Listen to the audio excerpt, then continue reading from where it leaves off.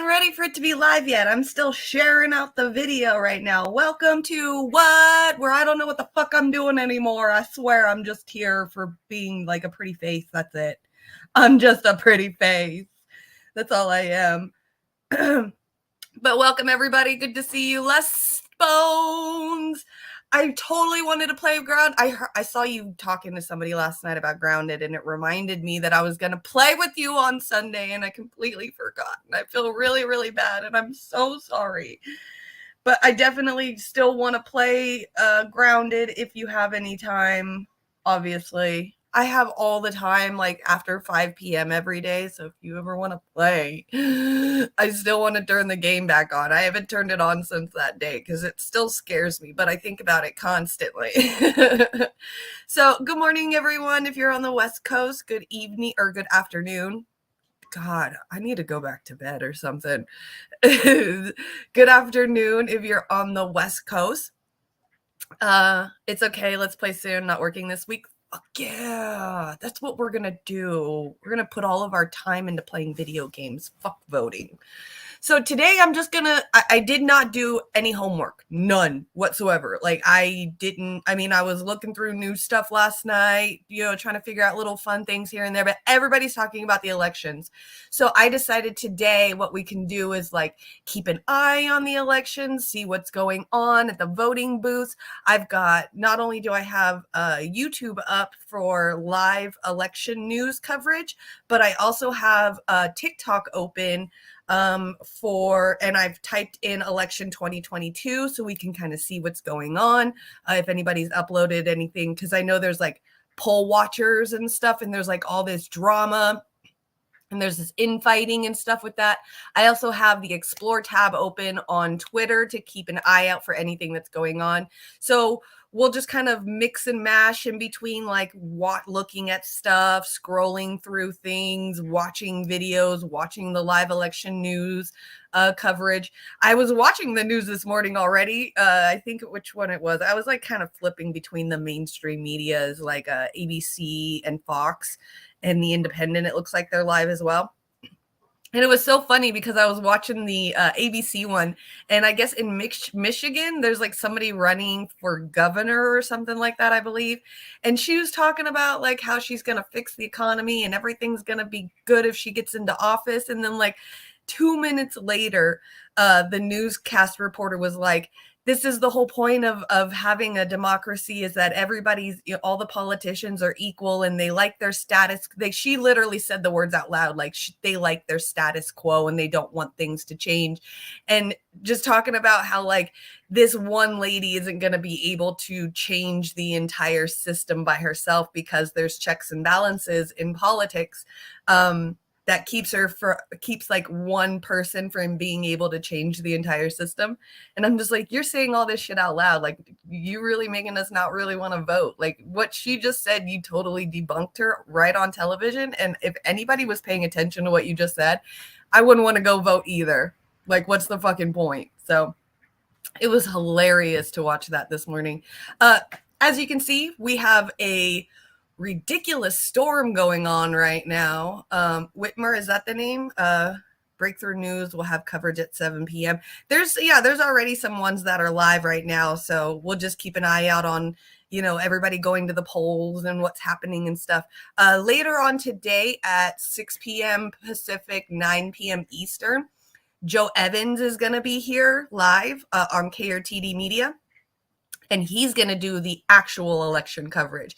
So definitely stay tuned for Joe later, because he's going to be covering it like live as it's going. I want to join him really, really, really bad, but I don't know if he'll let me or not. So we'll see. I probably won't ask him. I'm too scared. It's his show. I don't want to impose or, like invite myself on his show, but it does look like it's going to be a lot of fun tonight, and I definitely am going to be in the audience to watch it with them.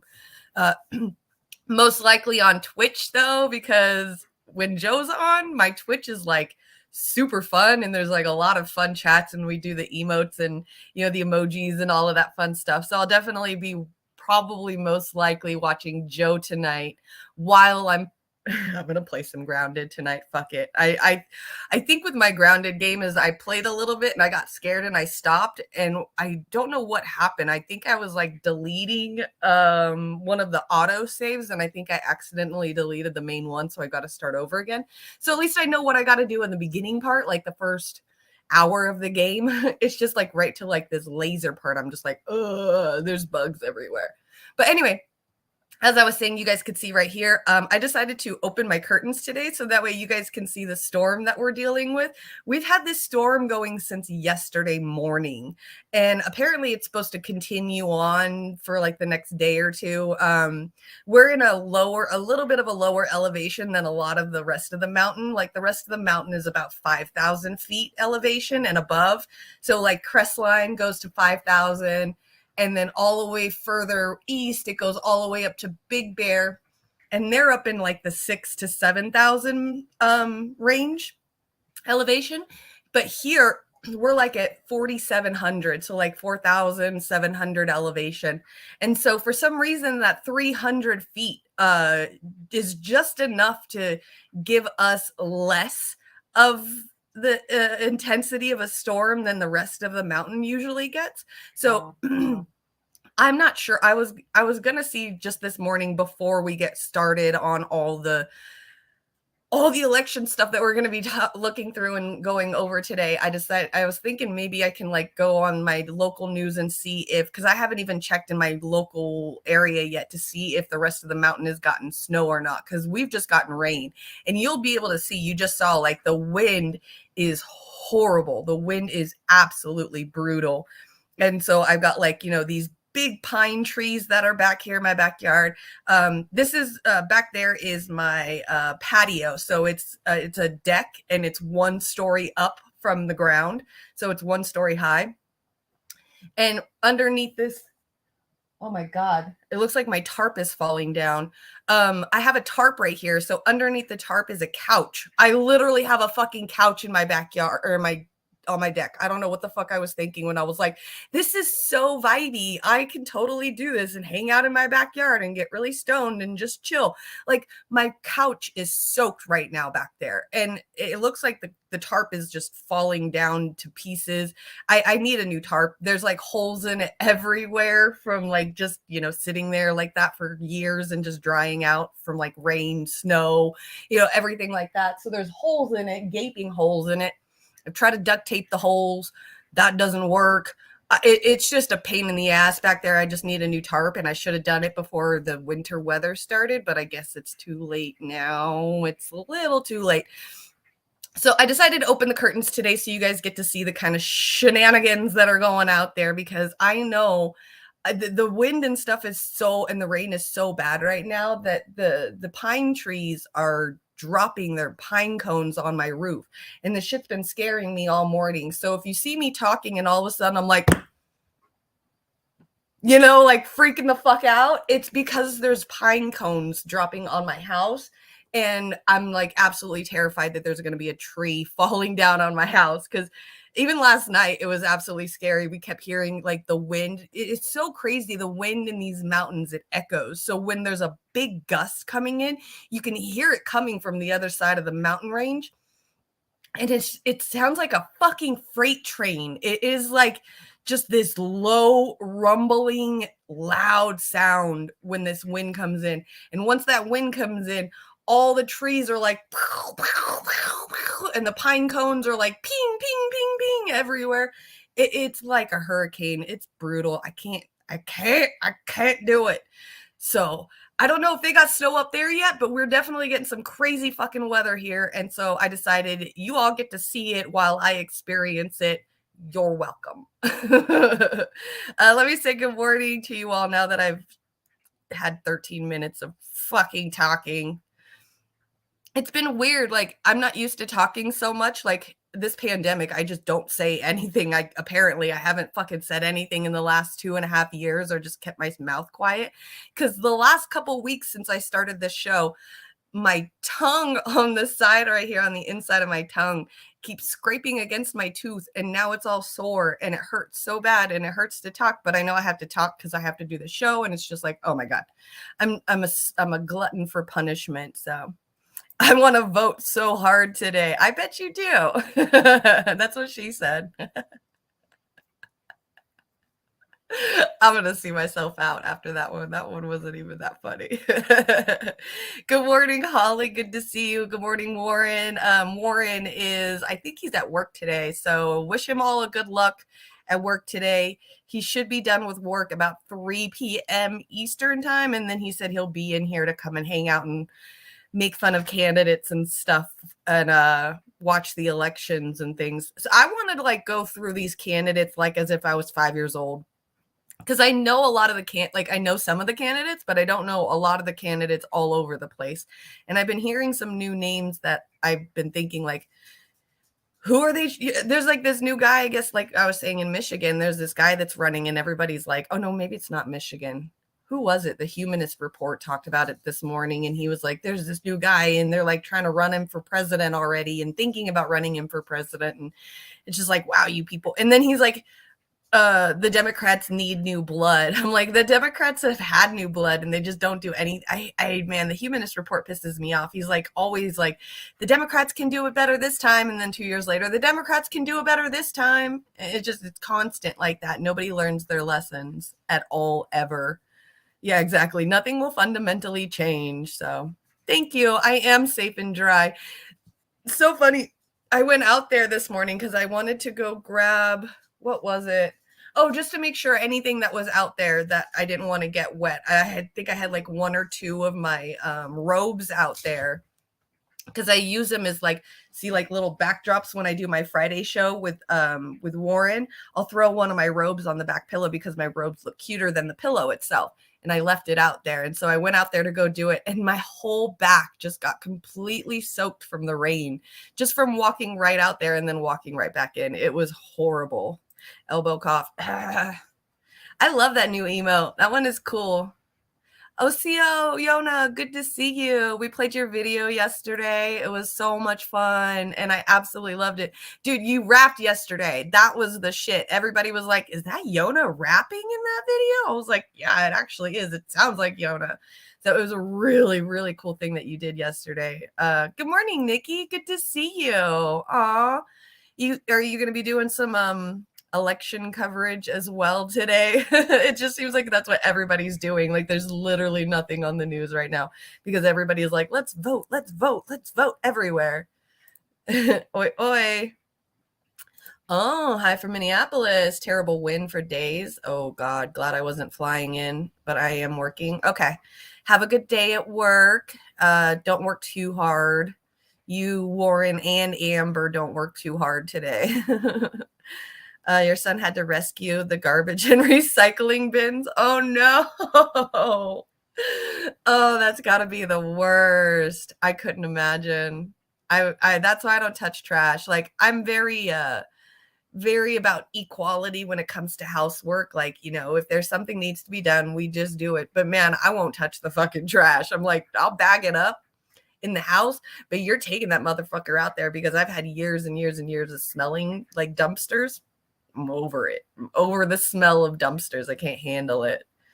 Now you want a couch on your porch? It's great as long as you can find a good coverage for it. Like see how it's at a little point right here and then it goes down. So it's like tied to my banister right here, but then it goes and then it's tied to a tree over here. But then to keep the height so that way it doesn't fall down and create puddles, there's a tent pole right there, giving it like a little teepee look. It's fun. It's a lot of fun. Just I would recommend if you're going to bring your couch on your patio, I would recommend like some kind of plastic covering or some kind of saving grace for when it rains because it's brutal. It's bad. I feel so bad for my couch right now. Like really sad about it. You just lost your cat. Oh no. Wait, the one that was always on your screen, like messing with your stuff and you were going to make him a bed. What happened? You're waiting on a new desk and chair and Wi-Fi extender. Oh yeah, that's right. You're moving too. You don't give a fuck about elections. Me neither. That's why I was like, you know what?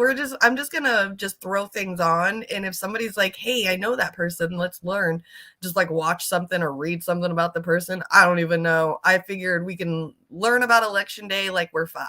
Because I have not paid attention to anything at all. So this will be your first time not voting in a while. Same, yeah. I have my all my papers, my voting papers are actually out back getting wet right now. So I actually am not voting this time. I am obviously staying home today, so I'm not going to go out and vote or anything. And I haven't turned in my vote-in ballot, so not voting. Plus, I live in California. Like, it's usually the liberals majority of the time usually get what we want. It's usually added on taxes. Um, and then they're always like repeating the same propositions every couple of years to refight it over again. Cause like we got a proposition out here recently about the dialysis machines. And I remember we just voted about this like 2 years ago, and now it's on the ballot again. So it's like I said, it's always pointless. It's like it keeps getting more and more liberal in the main city areas out here in California, but the taxes keep getting raised. And then there's always Republicans coming in to try to be like, stop raising my taxes. We don't want this. And then most of the propositions are usually really stupid. Like one time I remember we had a proposition that was like raise some kind of like I think it was like a gas tax or some kind of like highway tax or something. They wanted to raise it like 50 cents or something. But if you lived in California and your license said you were living in the state of California, you could go to like the LA Zoo for free forever. Like, what the fuck is the point of that? Like, oh, you're going to raise our taxes just so we can go to the zoo for free. Like, I understand why you probably need to raise taxes, like, you know, to help with the highways and freeways. Stop using the stupid money that you've been trying to save for all this stuff that you're buying for yourself and use it on the correct thing. So yeah, it's California is weird. So when it comes to elections, I can't stand it. Oh no. How old was she? Oh, you're not even registered here? Oh, I'm so sorry, Nikki. I have one more kitty if you want him. His name is Burton and he's a pain in the ass, but he's got his shots and he's fixed and he's all up to date. But he definitely needs somebody that's like alone because he's super sketchy.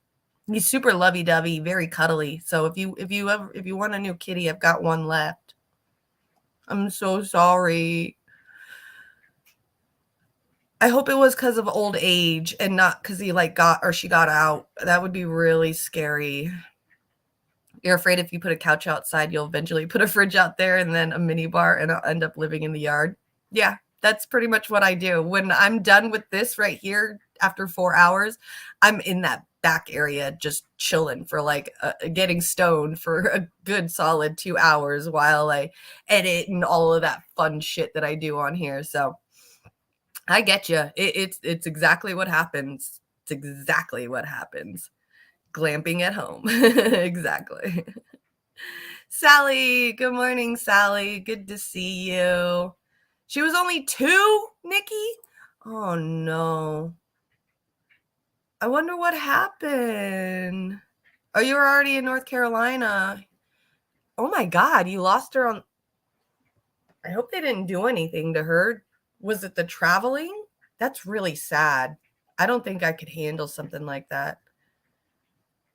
I could just totally live on the back porch, not gonna lie. Same. Yeah, I could live on my back porch, not gonna lie. I've got a heater back there. I've got the covering. I've got everything back there that I literally could possibly need. So she got out and you sprayed her carrier with flea spray, but maybe it didn't air out enough and she was poisoned and had multiple seizures and had to leave her in a shelter in New Mexico. Oh no.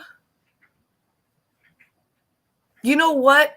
What is it? There's like a flea spray that is killing animals and there's like this whole ass like lawsuit against it. I'm wondering if you got a hold of that flea spray and you got it and you got it, or she got it in her system, because there is flea spray that's killing animals. Killing pets. I swear there is. It's the hearts, I believe. It's the hearts. Yes, absolutely, Nikki. Yeah, there is. Thank you, Yona. Absolutely. Yeah, I'm going to send some good juju vibes that way as well. But yeah, I just read this recently. They were telling people don't use a certain kind of flea spray because it was killing their animals. Here, let me bring this up really quick, because see, this is what I was looking through.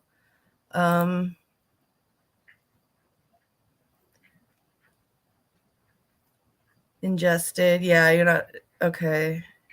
Because see, it shouldn't, man, you shouldn't have, she shouldn't have died from the actual spray. Yeah, go ahead and search it up, because I think it's either Hearts or Adams, because I remember it being like a blue bottle that everybody buys. It might be Adams. But yeah, I would look into it.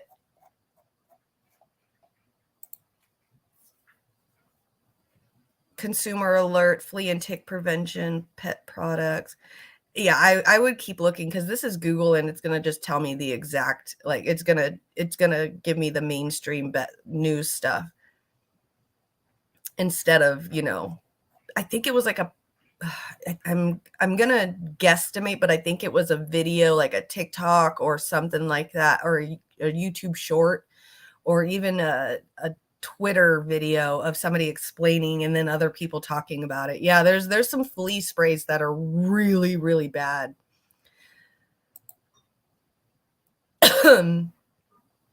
I can't believe she passed. I am so, so, so sorry that happened to you. That's the worst. I couldn't even imagine. I'm like getting into my own head now. That's like my biggest fear with my animals, is when I took my 2 animals to go get fixed. I know. Oh, when I took my 2 animals to go get fixed, my biggest fear of the whole thing was that like something bad was going to happen and they weren't going to come back. So it's really sad. No. That's, oh, you're fine. I understand. That's got to be super hard. And I had no idea. So definitely send some good vibes over there for you. And I hope that you heal. And I hope that you mourn. And yeah, poor thing. But see, that's the thing, is like, I completely understand, because I had a dog a couple of years ago, right before the pandemic started. She was about 4.5 years old, and we had gotten her on the street, and she was a big, full black lab German Shepherd mix, but she was all black. I think she had a little bit of chow in her too. She was amazing. Her name was Duchess. I have her like over here where you can't see. We got her cremated. But she was an amazing dog, absolutely beautiful, wonderful dog, super loyal, so full of life, rambunctious, just, typical lab. Great dog. I loved her to death. And around this time, 3 years ago, she started having seizures. And so I freaked the fuck out. I was like, yo, she like had a seizure right in front of me, like 3 of them right in a row. And it was so hard to see that, because she would, pee and poop herself. She would wake up from the seizure and not know where she was or who she was or what was going on. And I'm epileptic, so I understand seizures. So I was just trying to be there for her. At first I thought she was dying. And then I was like, oh no, this is a seizure. Like, I know this is familiar. And so we took her to the vet, and the vet didn't see anything or didn't find anything, and was like, you probably just have an epileptic dog. And I was like, all right, cool. She's epileptic. I'm epileptic. We're both epileptic. She's just got to take her anti-seizure medication and CBD oil every day. And I take my CBD oil and my weed every day. And we're just going to be epilepsy twins. And for about I'd say about 6 months, she was fine. No seizures, maybe once or twice, very small ones, you know, at nighttime. And she was so good. And then all of a sudden she got in heat again. And I noticed that when she had the seizures the first time that she was in heat. And so this time I found out she was in heat. And she started having the seizures again. And we're like, okay, you know, just maybe up, you know, an extra pill or something a night to see what we can do, get her a vet appointment set. And within a day or two, because the vet couldn't get us in for like a week, within a day or two, she started looking really skinny and her hair started losing her shine. And one morning she couldn't even get up from her bed, right next to our bed. And so, like she was like practically crawling out there into the back with me that morning so I can have my morning, you know, smoke and coffee. And I was out there for about an hour, not even thinking, just thinking that she was laying on the couch, just hanging out with me. And my husband comes back and he's like, he comes in the backyard and he calls for her and she doesn't move at all. And I'm like, why aren't you moving? You usually move like crazy when dad comes in the house. And I went over there and she was like, she was breathing, but it was like she was in a coma. Like she couldn't move. Her eyes were not like doing this with her eyes and it wasn't doing anything. So we fucking got super desperate. I don't know how we got a hold of this really amazing company that rescues animals and, you know, has really rich people that donates to them, that loves animals. It's like rich people that donate to these animal organizations that love animals more than they love humans. It's really funny. Anyway, they found out about our situation with her and that she was practically in a coma. And so he met up with us like that morning, like that day. We drove right down the hill. I stayed in the back seat with her. They took her down to Los Angeles hospital, like a pet hospital, and paid for everything. Found out that she had what was called pyometra, which is a infection in the uterus of a female dog that does not get fixed and does not breed. So if you have a dog that you are not planning on breeding the dog or having it lose its virginity at all, and it keeps its uterus, it could actually cause an infection, which is strange to me. I've never heard of it, never even knew what it could be about. And I guess that's what she had. And so they took her into the hospital. They had to keep her overnight to do the surgery and to, you know, check her vitals and make sure she was doing all right. They did the surgery that night, told us that, you know, the surgery was done, that her vitals were fine, and that they were going to keep her overnight and that we can get a hold of her the next morning to see what happened. So the next morning we gave them a call to see how she was doing. And they said that the infection was so bad that it grew completely back overnight. And her body just couldn't handle, with the surgery and everything that already had gone on, her body just couldn't handle doing it anymore, like handling the infection, dealing with it, tolerating with it. And so she had passed overnight. And because they felt bad that we had lost our baby, they ended up cremating her for us. Well, they didn't cremate her because cremating is burning. They actually did a special one where it's called watermation, where they, like, I guess, cremate them with water jets instead. So, and then gave her a cute little box, used her paw print on it, gave us her collar, and wrapped it up in a nice little bow, you know, in a little cute baggie and everything like that. And so we ended up bringing her home in a box. And that was like probably right as soon as the pandemic started in 2020 is when she passed away. And that was pretty much like the beginning of my 2-year depression stint. So I totally understand losing an animal out of nowhere when you don't even understand like what could happen, you know, how it could happen. I totally, it's probably the worst feeling, and it's going to be a really long time to mourn that process. Cause like I said, it's been what, 2.5 years now that I've been without her. And it's still like hard to go and look over there at that box without wanting to cry, knowing that she was only like 4.5 years old and she still had so much time to go, and that she'll just never, you know, never get to experience that. And it sucks. And I hate it. And it's such a sad thing. So yeah, it was a weird story and a weird situation, but apparently that's why animal rights people are super, super like really strict and very boisterous when it comes to like fix your pets, fix your pets. It's because of this kind of stuff. Like us regular people, we don't realize that that's even a possibility for something like that to happen, because women cannot have babies their whole life and not get something called pyometra. So it just doesn't hit your brain that even something like that exists at all in nature. So when it does happen, things like that do happen, you're just like, oh, okay, now I see why you guys are so adamant about fixing animals and things like, getting them spayed and neutered, is because situations like this could happen.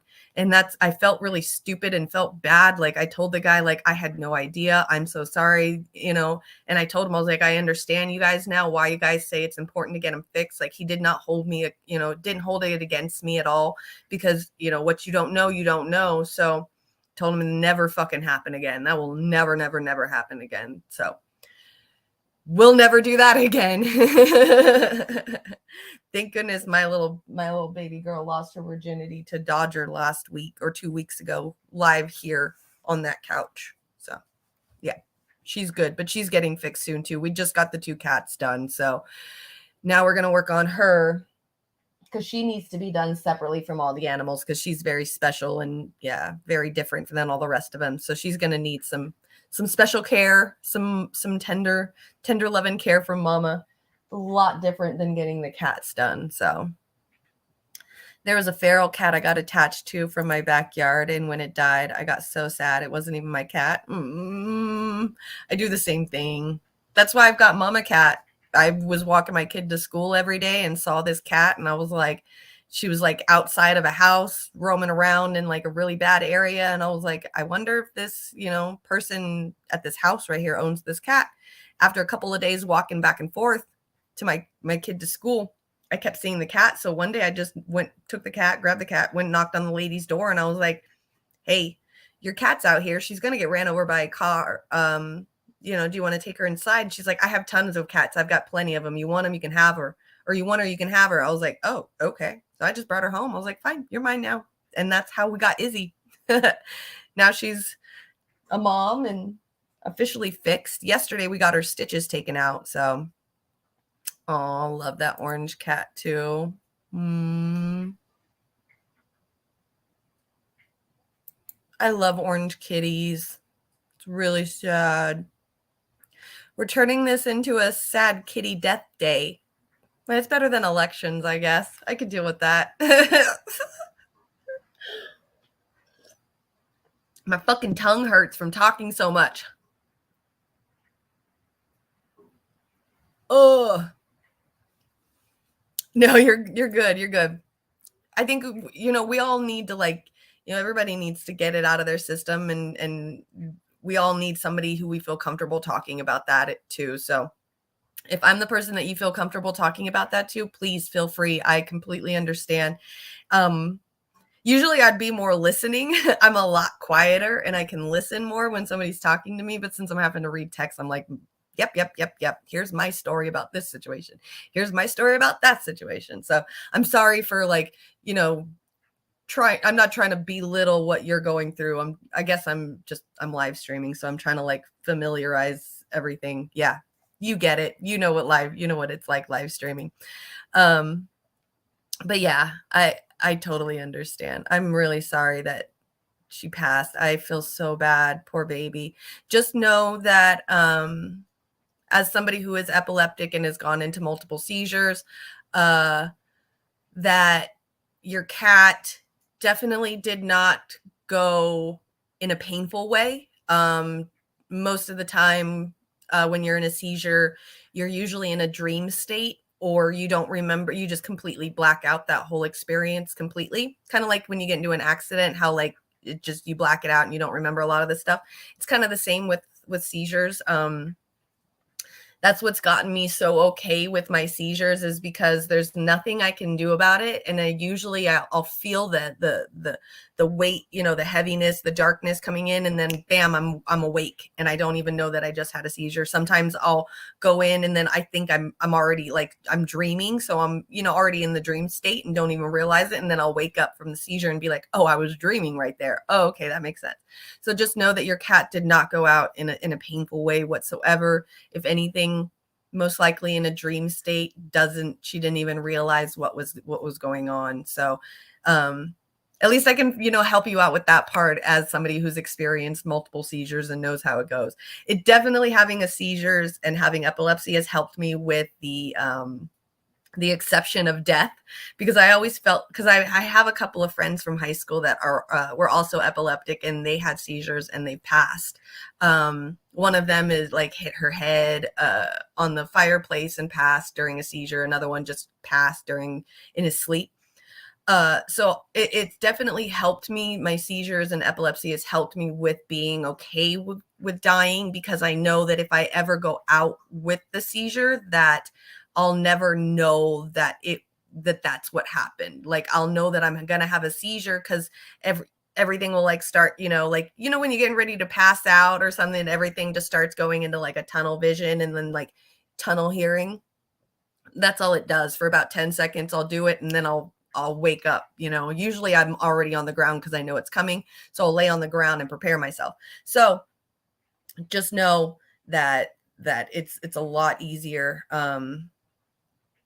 to go out that way in a seizure than it would be, at least in any other painful way, that you can think of. So at least you can. It sucks because she did still pass in its seizures, and it sucks. I hope that helps you out to know that it wasn't painful, and she probably didn't even realize what was happening and had no idea. So yeah. Okay, good. Okay. See, I hate to tell people, go get another one, like, even me saying, like, I got one here if you want one. I'm just kind of like, if you want, because I know how it is when you're going through a mourning process. The worst thing that somebody can tell you is just get another one. Like, motherfucker, that was my family. Okay. That was my baby. I have years on that motherfucker. How dare you say, get another one? So that's why I was like, I don't want to tell you to go get another one, because that's the worst for me. A sweet girl told me the same thing about the seizures. Okay, good, good, good. Yeah, absolutely. It's helped me with the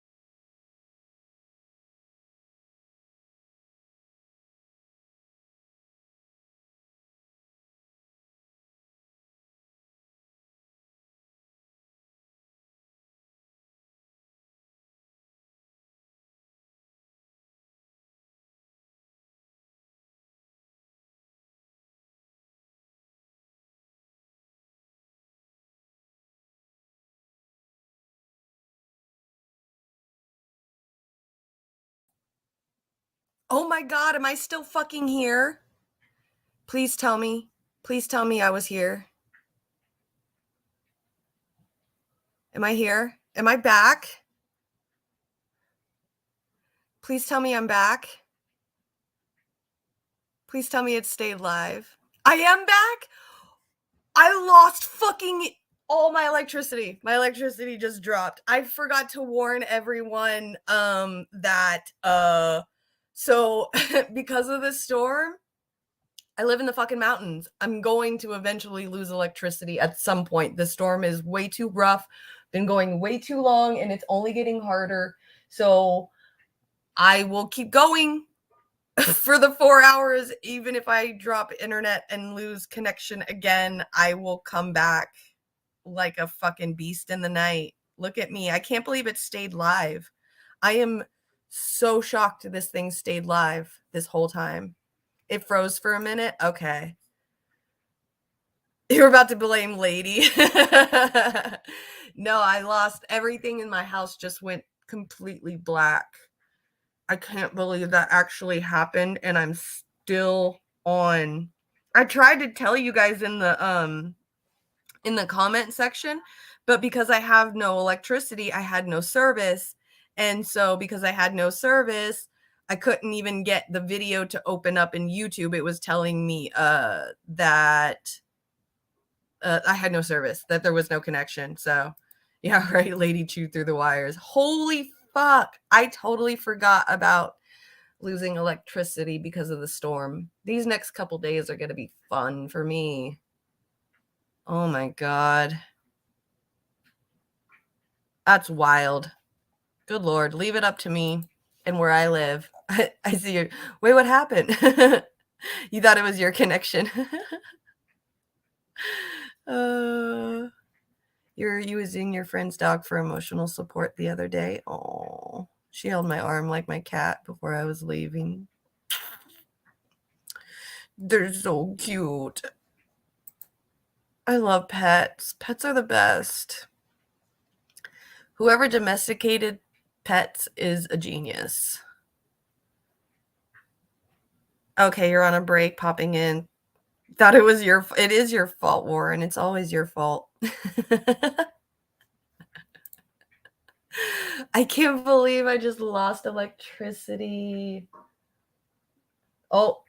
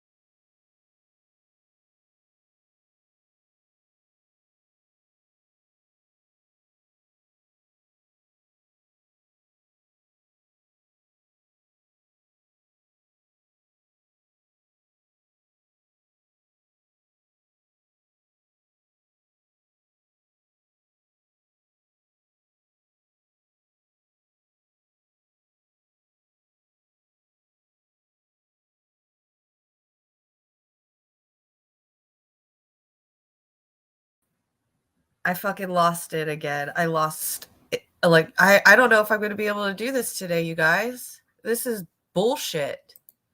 I know. Oh no. Watching Jimmy on Company Time is my job description. Thanks, Les Bones. That's why I love you, bro. It did. It did. It happened again. I don't know if I'm going to be able to do this. I'll be back. I mean, I'll continue. I'll keep going for the next 3 hours if you guys want me to. It's just it's gonna continue to go off. I'm like this damn close to just going and turning on my generator and just having this stuff right here in front of me plugged into the generator. And that's it.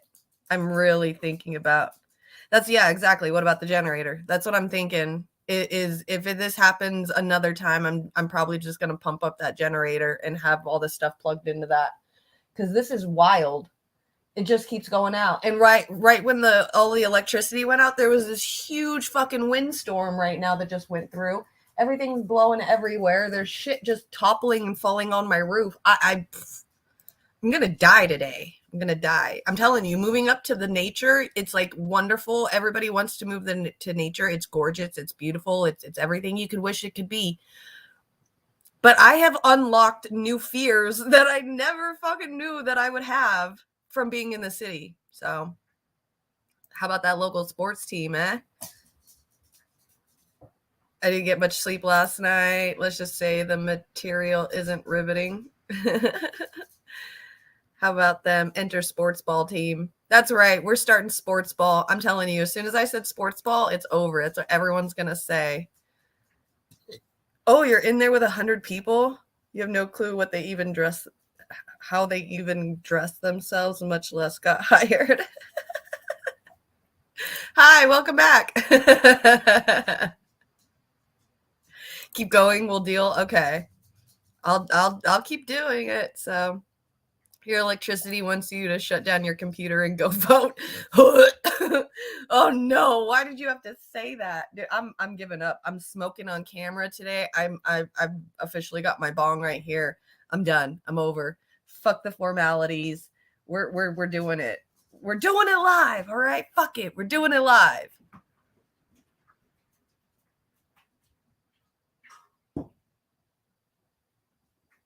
Y'all, my house is seriously going to fall over. I feel like you guys remember the movie Wizard of Oz, and there was that tornado that came to the house, and there was a house that was just flying, and the girl was like, Dorothy was looking out the window in the tornado and shit. This is what I feel like. I feel like that right now. I feel like I'm Dorothy, and my house is getting ready to go up into a tornado because everything is fucking crazy right now.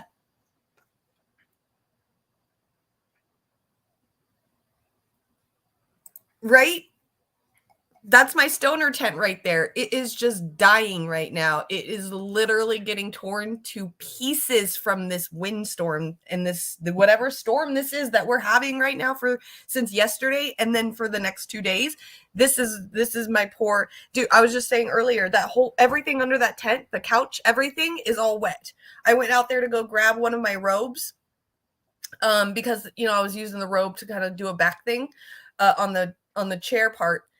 On the couch cushions, and it's all wet. Like my robes are keeping at least part of the couch dry because it's soaking in all the moisture and the rain that's going through the holes in there.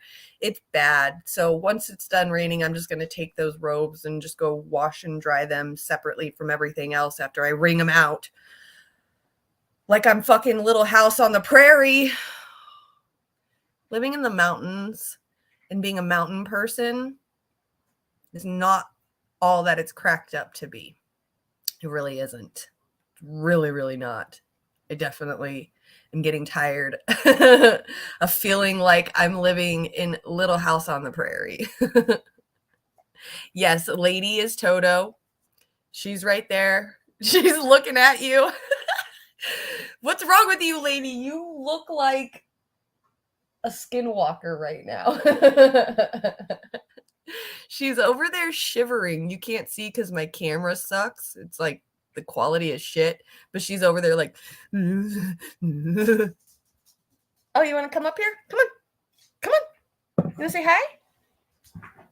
Oh, babies, I'm sorry. You say hi? Did you say hi? It's Dobby. Lady, am I a joke to you? Exactly. Exactly.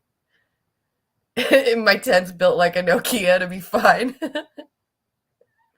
Exactly. It's a stoner tent, so it's mostly made out of duct tape and bobby pins. So, babies.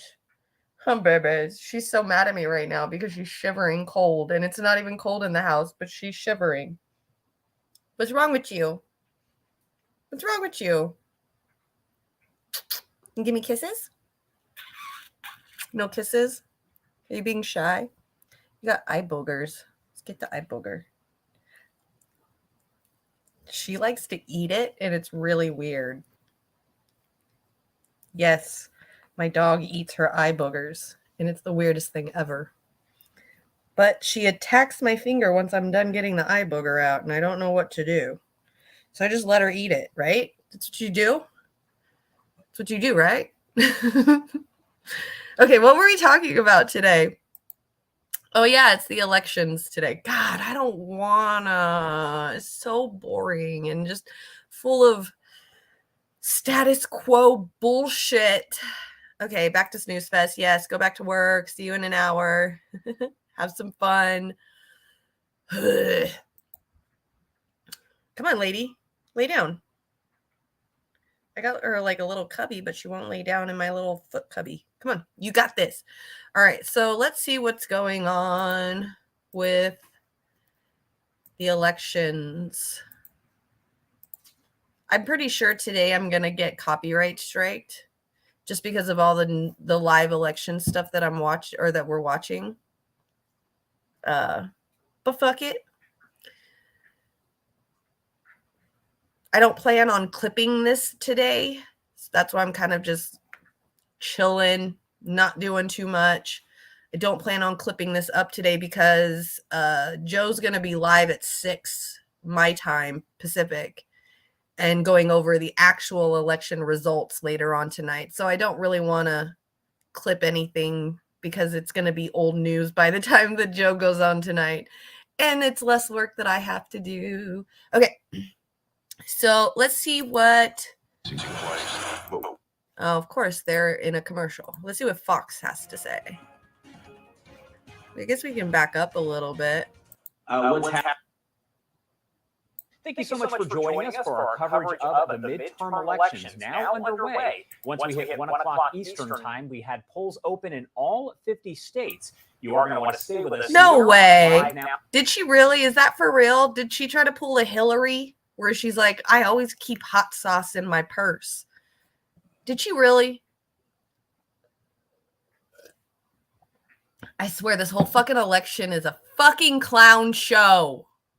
Now from Fox all throughout the day, as tonight we will have those election results live, raw, and unfiltered as they do come in. Wait, what did Trump do? Oh, yeah, that's right. Trump was like eating like Taco Bell or something on like National like Hispanic Day or something. What was it? Cinco de Mayo or something. Yeah, he was trying to eat like Taco Bell. You're right. I totally forgot about that. I always bag on Democrats so much I forget how stupid the fucking Republicans are, just as bad. It's because Republicans are just so dumb and so idiotic that like you just expect them to be that dumb, you know? You're like, yeah, I expect that. So when the Democrats do it, you're like, oh yeah, you're one of them.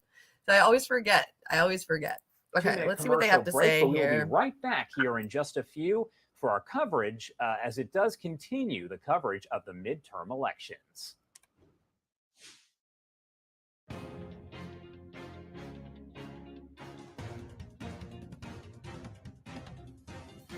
No worries. Billionaire developer Rick Caruso, who has spent anywhere from $80 to $100 million to win the LA mayor's race. He has come from behind in the polls to being within striking distance. Like in this race, like so many, will come down to turnout. Will core constituencies, of either candidate. Do you know what he's talking about? It's a rainy day today in the city of Angels. which LA has a tendency to depress voter turnout, not just there, but everywhere. And so this is really a turnout game. And, like so many other races across the country, will the big spender prevail, or will good old-fashioned organizing win the day?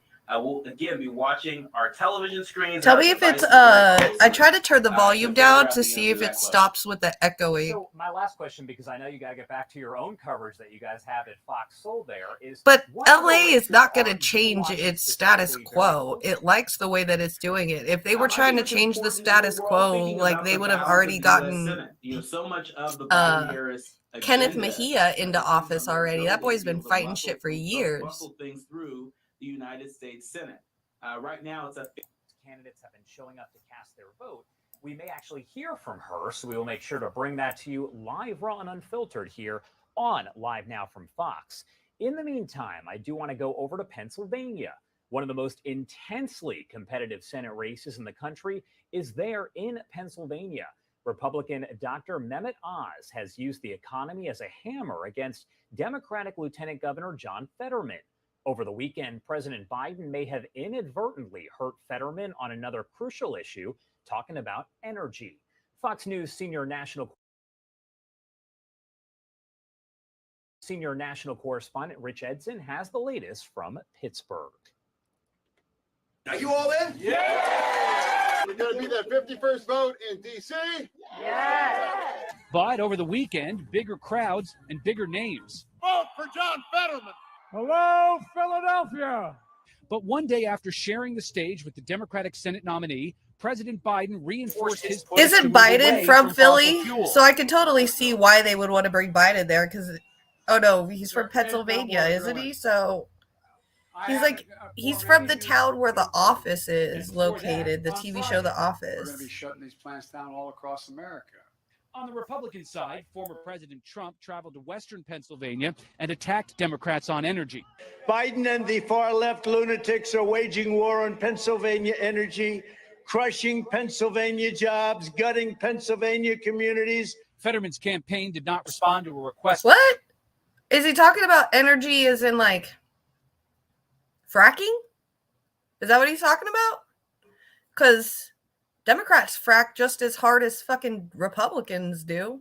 Come to California and you'll see fracking shit right next to housing tracts. So, more clown show. Comment on the president's statement on coal. Fetterman has said he supports fracking and a transition to green energy that preserves the union way of life, citing natural gas workers. For Democrats, an increased focus. Okay, I should have just listened a little longer. So yeah, natural gas people are looking to cut Medicare and Social Security. Not with my vote. Some Democrats have criticized their candidates for avoiding economic issues for much of the midterm season. The New York Times reports Democrats have spent nearly $320 million on ads focused on abortion rights, compared to only $31 million on inflation ads. That's according to a media tracking firm, Ad Impact. Oz has largely built his campaign message around crime and the economy. Here in Pittsburgh tonight, one final campaign event for John Fetterman before Election Day, a rally at a carpenters union hall. I don't understand why we're all so excited about this Fetterman guy anyway. Didn't he end up like chasing some person with his gun that he thought was like stealing and shit? Kind of like what they did to that one dude where they thought he was like the runner, where he thought he was like a thief and stuff going into model houses, and they chased him down with a car and like murdered him. John Fetterman kind of did the same thing, right? So I don't see what's so great about this Fetterman guy. See what else is happening. Why? Why do you waste time on... Here we go. Election watch. I'll try to tag him with a lot of that going into the 2024 presidential election and of course, congressional elections that'll happen there, which already look to be setting up well for the Republicans, at least at the Senate side. So, of course, and we talked about this a bit earlier, but these elections are not all going to be decided more than likely on Tuesday. Is that correct? That's my expectation. Particularly, there are going to be some very close House races, I think. You might be looking at California, District 22 out there with David Valdao. I think he's in a tight race with a Democrat there in a largely Latino-leaning district that President Biden won by 12 points the last go-around in 2020. And, the district has been redrawn somewhat to include parts of Bakersfield, which may or may not help him, but it's going to be a tight race out there. Yeah, he's going to get a lot of help with the Bakersfield vote. Bakersfield is kind of like a small town city that's still very conservative in certain parts. So, but there is a lot of low income housing out there as well. So I don't know. I mean, this Republican could probably win out in Bakersfield now that they've redrawn the line. So let's see what else people are saying. In this campaign and on the airwaves, the ads here have been punishing the sub shop owner here, Michael, and his family have telling me they're going to be very happy when those ads stop starting tomorrow, hopefully, Terry. I'll bet a lot of Americans feel the same way. Ike and Devin, thanks very much for being on the ground for us out there. And let's turn now to people who live. Wild crimes. This is the part I was telling you about earlier where, like, they had a politician on. 6, celebrating the Democrats' victory, taking control of the Senate and the then, House. Pelosi, of course, later went on to become the first and current female Speaker of the House. Now, this time around, polls show the economy is the top issue. Where she, like, a politician said something, and then she was like, oh, well, it doesn't really change the status quo and all of that. So Biden's saying he'll close down power plants. He's pushing a degrowth agenda, so I can totally understand why people would vote Republican. Streets of Bakersfield. Gotta love Bakersfield. Tell me, I got a pop quiz for you guys really quick. Don't go Google it either. Okay, fucking cheaters. I know Les Bone's gonna have his hand on that Google machine. What famous band is from Bakersfield? Oh, you knew someone from there? Oh. What famous band is from Bakersfield? God damn it, Nikki. You didn't use the Google machine, right? Well, you're from California, so you should already know this. Yes, you're right. Oh, your brother loved him? Me too. Absolutely. I didn't live too far away from Bakersfield. I was like an hour south of Bakersfield where I grew up. So I actually got to see Korn play at the concert stadium that is dedicated to them in Bakersfield where they're from. So it was really fun. I was like 18 at the time, 18 or 19 when I went to go see them in concert. So, yep. No clue. Nikki got it right. It's Korn. Oh, okay. But your brother liked them. Well, you did live here for a little while, so you can still say you're a Cali girl. If I ever move to another state, I'm still saying I'm a Cali girl. I don't care how many haters I'm going to get. I'm a California girl. All day, every day. I talk like a California girl. I say the word like about 50 times in 1 minute. Some girl here on YouTube did a hit piece. Well, not a hit piece, but like made fun of me on her channel and said that I sounded like a Valley girl. So even if I tried to get out of California, they're all going to know. I have the accent apparently of a Valley girl. So Baker Street, couldn't remember. Oh, okay. No, Bakersfield. My plates are all still Cali. You don't want to change. Yeah, exactly. I wouldn't either. Well, you got like 3 months. Unless you're military, then you don't have to change it at all. You don't ever have to change your plates if you're active military. Yeah. Don't worry. I don't watch her. I try to be your friend, but that's what happens. Haters. Girls are haters, and it fucking sucks. I try to be friends with girls. I love hanging out with girls. I love girl power. I'm a Spice Girl generation. I'm all about uplifting and empowering women, but once in a blue moon, you just get those bitches. Just get those bitches. All right. I don't know what she's saying here, but she's going off. How should Democrats re-examine their strategy ahead of 2024? Wait, where are we at right now? Again, I think it's really important to understand the Democratic Party is quite a diverse. Where are we at? And so the idea of About the way I fucked up. I fucked up. it was important. Dude, there was a Pelosi, part. of course, later went on to become the first and current female Speaker of the House.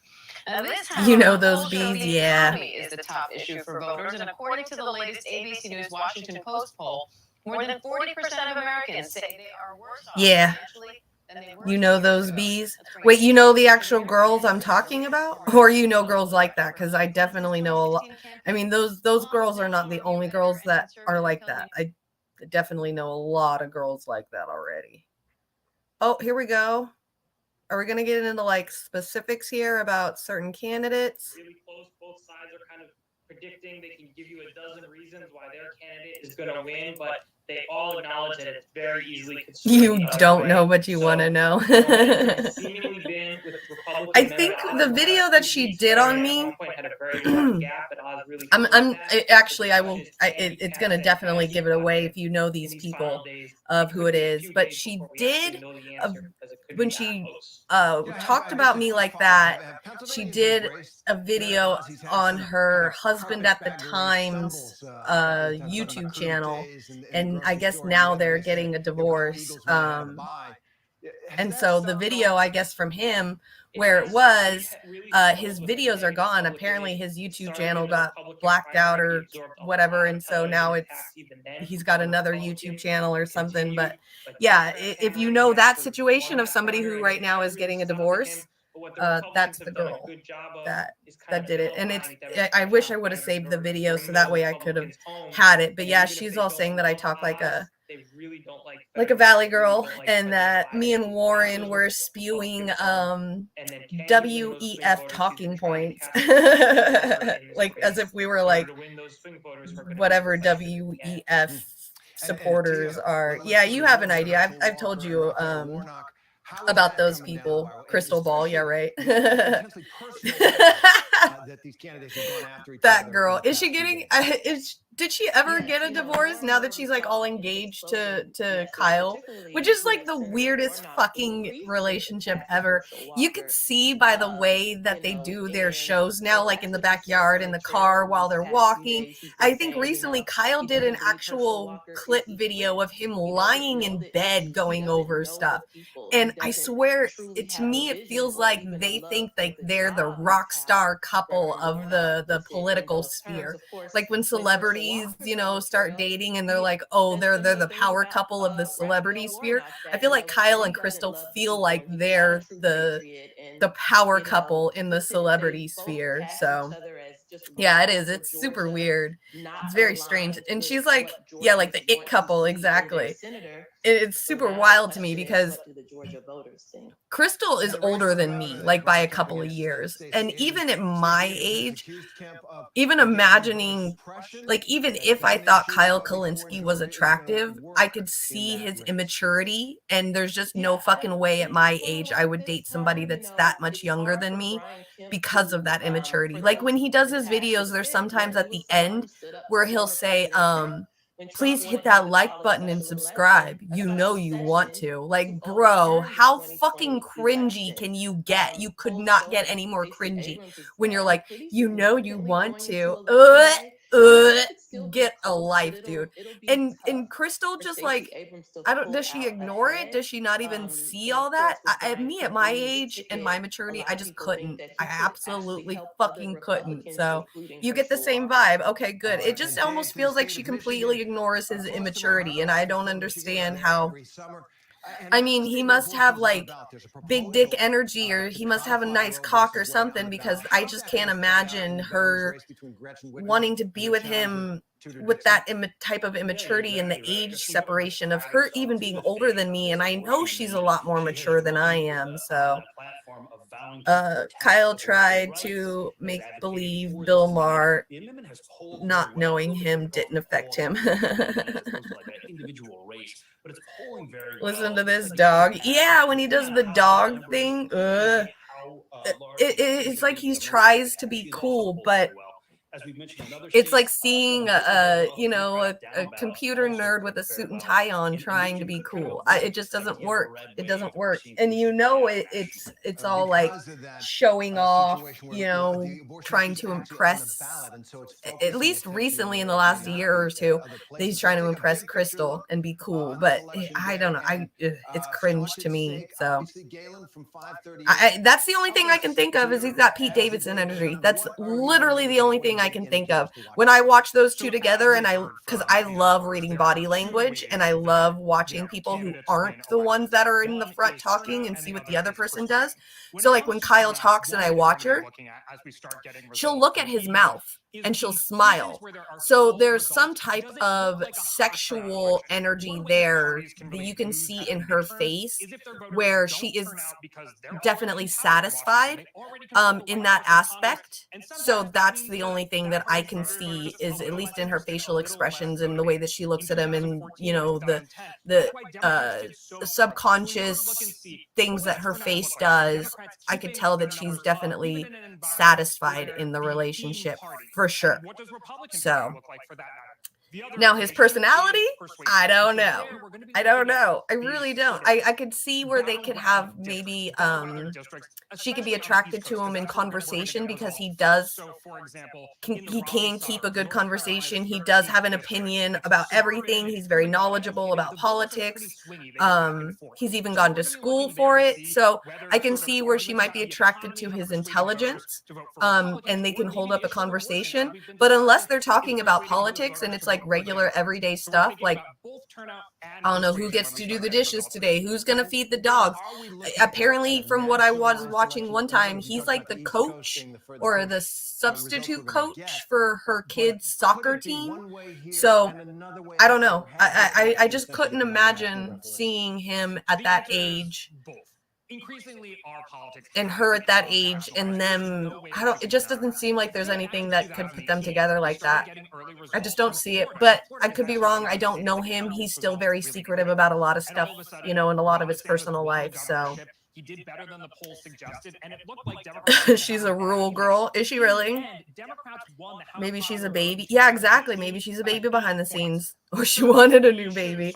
I'm pretty sure that's what it is. I mean, like the conservatives say, her clock is ticking. She is older than me, so I don't know why they keep trying to hide your stuff, Les Bones. Yes, Crystal loves that shit. Okay, good to know. I mean, oh, she said she was a rural girl. Okay, I mean, I could see it. So yeah, then definitely with him being a super intelligent boy from New York and a city boy, having a massive YouTube following and things like that, and her being the rural girl and knowing like her running for office and all of this stuff, I could see where it's almost kind of like an idolization where she kind of idolizes his lifestyle.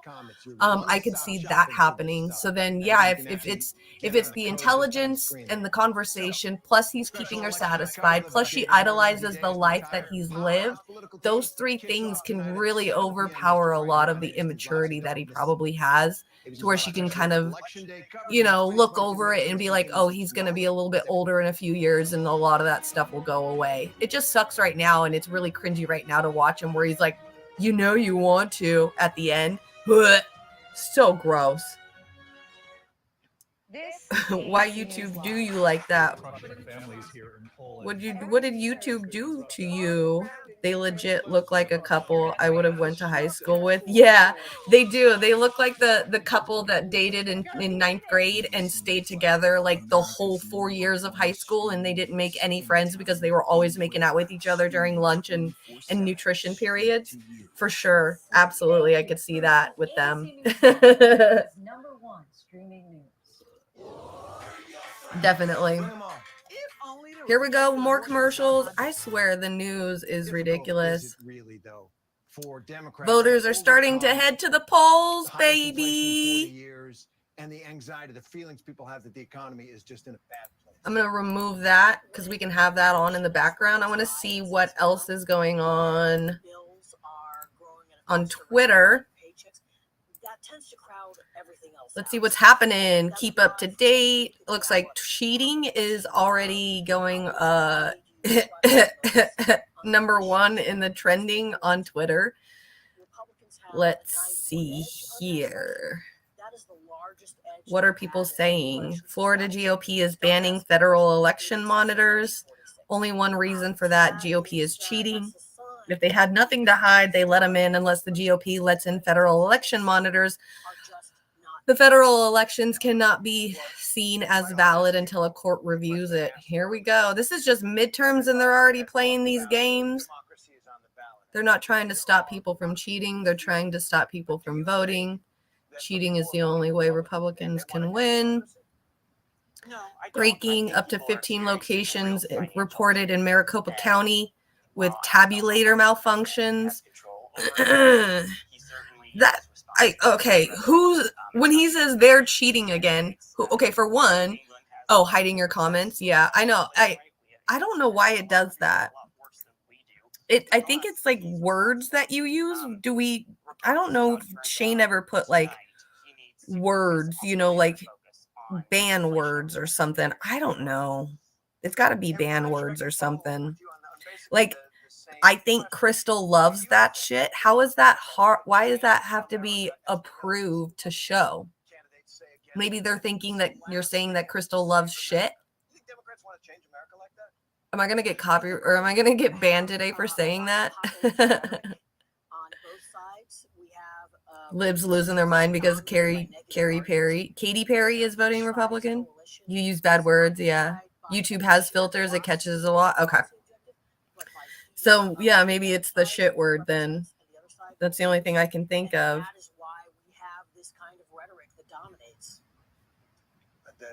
You see it on the RBN channel? Okay.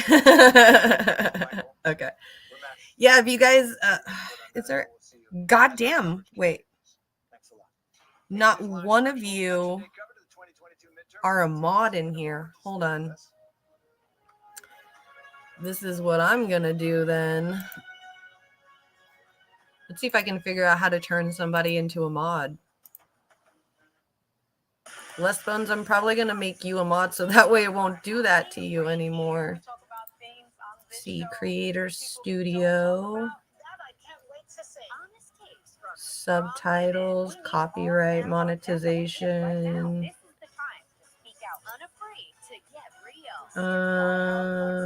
Settings. Community. There we go. Moderators. Yo, Shane's got the weirdest fucking people as mods.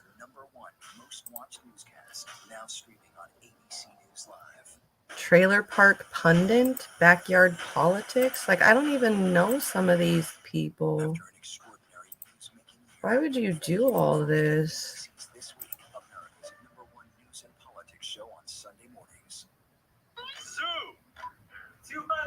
There's just so many.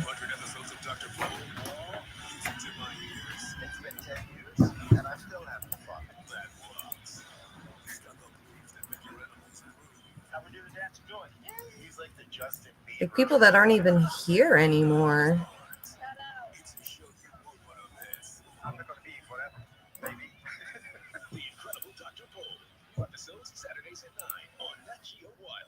Elizabeth Holmes found guilty on 4 counts of fraud, facing the possibility of decades in prison. He has a lot. Inside the courtroom and behind the scenes. A lot. The Dropout, Elizabeth Holmes on trial. Listen wherever you get your podcasts.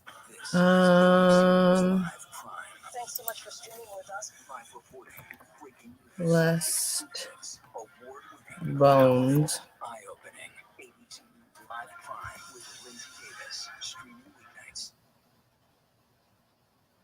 Where can I find you, Lest Bones? Make Les Bones a mod. Okay. Well, let me find you. Here's some of the day's other headlines that we're following. One person has been shot at Ingram High School in Seattle, according to police. The suspect is in custody. We're told the victim has life-threatening injuries. We'll have updates on abcnews.com on that sad story. Let's see if I can try. Florida's powerful storm churns toward the east side of the state. Forecasts show Tropical Storm Nicole is on track to make landfall later this week as a Category 1 hurricane. Scattered Good showers are Lord. expected today as voters head to polls for the midterm elections. And more military aid has arrived in Ukraine to help boost its air defense, a critical need. A senior U.S. official confirmed that 2 NASA air defense systems promised in July are there now. Those Automated. missiles are capable of defending against planes and drones I don't and helicopters and cruise understand. missiles, all of which are firing on Ukraine. Finally, do you want to be a Yeah, we don't even have any blocked words in here. It's completely blank.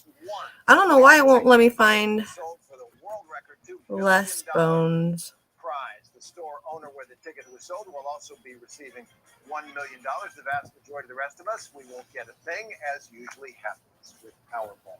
Let that be a word of caution. Less I'm Terry Moran. bones. Stay with us throughout the day for Is your thing something different? all day long. And an ABC News special election night coverage. It'll be led by David Muir and Lindsay Davis and the entire Powerhouse political team. That kicks off tonight at 7 p.m. Eastern right here on ABC News Live. Don't miss it. Let's see. I'm trying to figure out a way to do it because it won't let me find you.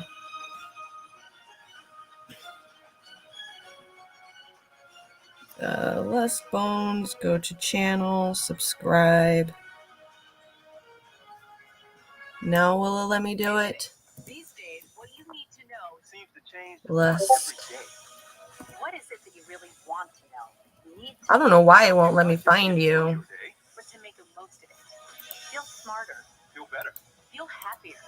Well, how about I can do it. That's what I'm trying to do is through the chat. Go to the YouTube chat.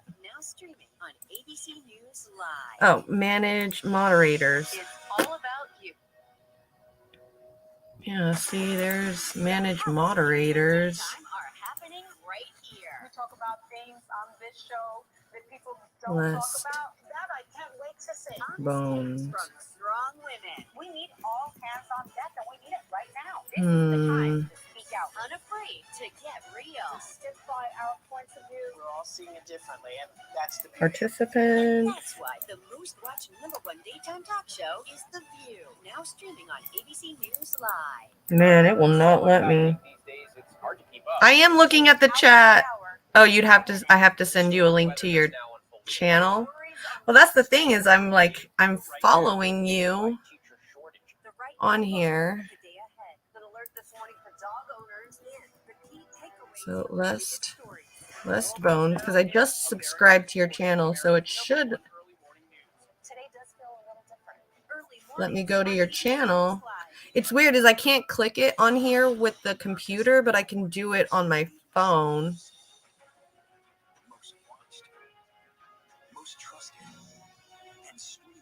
There are 3 white dots or something.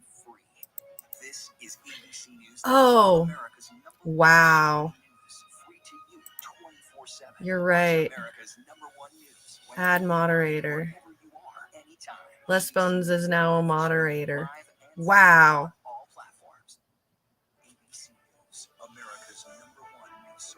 I did it. I think I did it. Say something again, Les Bones. I think I just did it.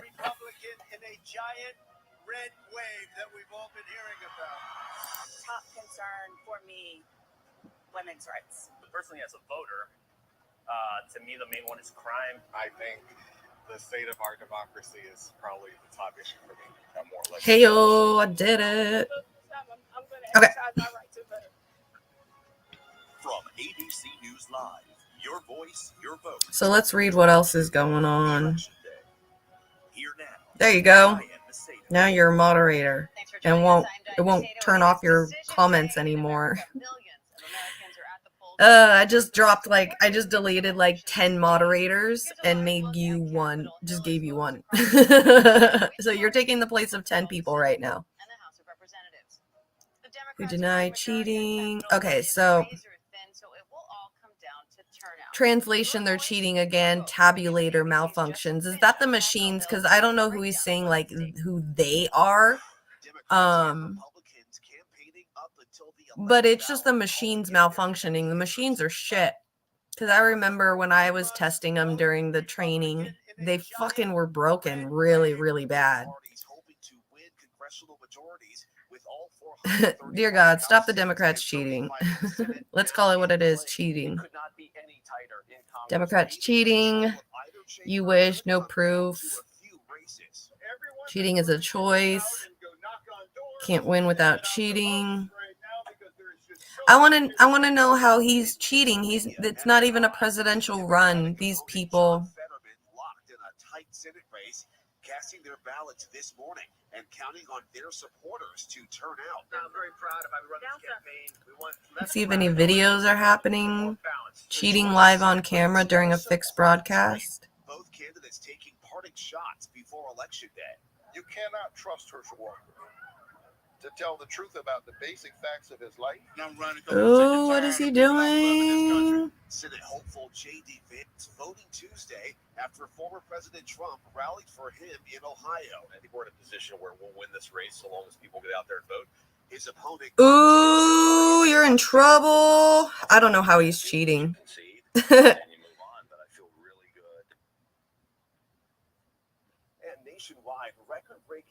Is he going through ballots and marking votes? Election officials now advising final results could take days as they process early and day of votes. Another one broken. Diane? These things are so clunky and old school. Nobody would want to fucking sit there and have to work on those things anyway. Every time I voted in there, I would just go and get paper ballots because I know those things are clunky. Levels this year. What are voters there telling you about what's driving them to the polls? Well, Diane, people Hold on, I want to pause this. Turn the volume up. And go through all of the misread ballots all over the county and count them, and it will get counted. Okay. And both machines were not working. Yeah. No, nothing's working in the last half hour. Nothing. Thank you. So I put my ballot in, but so it got misread. But then what was happening? You put it in there. Yeah. And tonight, a Republican and a Democrat will sit and go through all of the misread ballots all over the county and count them, and it will get counted. Okay. Good Lord, that's a lot of time counting ballots.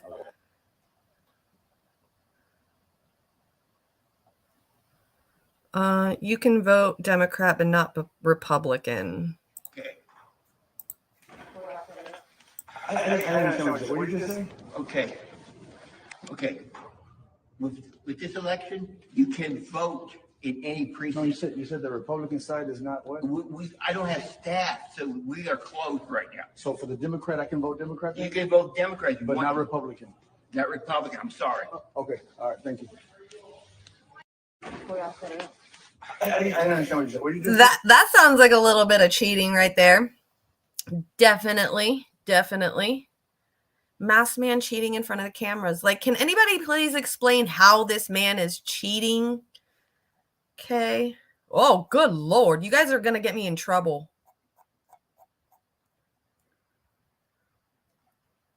All right. We ain't watching that no more. Done with cheating. Jesus. Blue tsunami.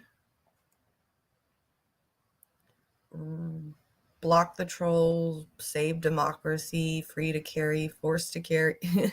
Sorry about that. I came on Twitter never realizing how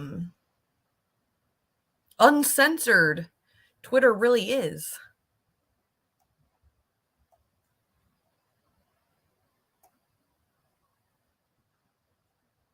When the polls are dead, even with candidates like Herschel Walker and Dr. Oz, I don't know about you, but I'm sick. I feel hopeless against the tide of hate in this country. Says I need to vent. Okay, he'd just be doing something unrelated. Okay, to the ballots. I need to vent. I really hate the fact that I live in a country where I have to dread every election because with every election, if a Republican is elected, my human rights or worse, my life are on the line. I hate this. It's not fair. Sorry, honey, but same with Democrats. The vote blue wave is off the hook right now.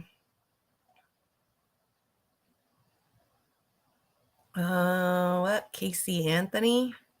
I believe the result will surprise many and cause the American public to look at this story in a new light. Apparently she's trending. What's going on with her? Isn't she the one that like killed her kid? Politics. I spoke to voters in my home state of South Carolina as well as California as Americans cast their votes in the midterm today. Okay. So hold on, I'm going to bring his little, whatever this thing is he's got. He's going to have me read.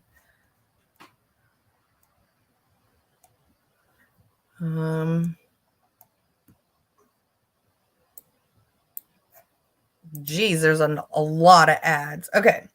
Voters have taken to the polls with a lot on the line. Republicans are expected to secure the House while the race for the Senate is on a knife's edge. Americans tell Express they fear losing friends and family over their political choices. Americans cast votes today say they fear discussing their political choices with loved ones due to how heated U.S. politics have come. Yeah, well, voting might be private, but your voting record and your voting history is public. Sorry. Unless you just don't vote, everybody's going to know what you voted for. It's public information. Oh, don't give me an ad. Okay. Especially with winning back the House, I gotta Senate, pee tomorrow, which means I'm about to Trump would open be the in a seal, position but to come back whatever. in I gotta pee. after the 2024 election, so that would be in January of 2025, to having both chambers, much as he did the first 2 years when he was in Washington, which I think would be obviously a boon for his policy agenda and what he's setting out to do. Here's the other thing, that part of the reason why I think President Trump is going to announce early, and I haven't seen anyone else talk about this. Right now, Joe Biden is arguably, I'm a partisan, I obviously worked against Joe Biden, so take it with a grain of salt. I think he's the worst president in our nation's history. Even the guy who died after like 100 days, Joe Biden's probably still worse. But the fact is that Biden is very unpopular, and many people in his own party want him to step aside and not run again for re-election. Biden is very, very stubborn. And his value proposition that he has said is essentially he's the guy who's beaten Trump before. He's the only one who can do it again. So by Trump announcing early, I think that forces Joe Biden's hand, and it forces Joe Biden to say, yes, I'm going to run, to the dismay of most of the Democratic establishment, but to the glee of the Trump supporters and many other people around the country. So ultimately, though, I might have a little bit of a disagreement with my former boss on this. I do think Democrats push Joe Biden aside for someone who's maybe younger, has a little bit more energy, maybe someone who's a little bit more, for their perspective, ideologically sound, someone like Gavin Newsom. So my prediction is it's Trump versus Newsom. But if Trump jumping in can help draw in Joe Biden to announce early, I think that's great. To be clear on this is not something that normally happens Wait, with what? American politics. Of course. How is he going to say Gavin Newsom is like better than Biden? Biden and Gavin Newsom are two completely different people. Biden is an old man with dementia who has a problem remembering things, and Gavin Newsom is a nerd who now has enough money to get any kind of woman he wants, so he's got a super ego and narcissistic and full of himself and thinks that shit don't stink. I guess Gavin Newsom is what Biden used to be back in the day. Still, if we try to bring Gavin Newsom into a higher office, I'm going to end it. I'm going to end all of it. The whole fucking country. I'm just going to end it. Of course, if you have an incumbent president, there's usually some aspect of a boost, especially if that president is going to an area that has, say, more people from their party than more people of the opposing party. But to have a president who is out of office have such a firm hold, not just on his party, but have such a big impact on even independent voters is quite notable. And I think it's something that we might not see again for a long time in American politics. I think that's why you're going to see almost. There's an old saying, the whole is greater than the sum of. Sorry, not today, son. I don't do ads. Fucking hate them so much. Right? Ads. All right, so what else are they saying? Now I'm definitely not going to vote today. Watch liberals meltdown in my mentions. Breaking. I do use Chrome. Yes, I do. It's the only one I really trust. So, plus it gives me multiple profiles that I can open up with different people's, like I have one for me, I have one for KRTD, I have one for Indie, I've got a incognito one for anything else I need to do. And they all have like their own accounts with their own like Canva access and all that stuff. So yeah, I use Chrome. So breaking, all voting machines are down in each district across Mercer County, New Jersey. According to officials, voters can still use the standard ballot at their polling location. God damn. Is that just a picture? I guess so.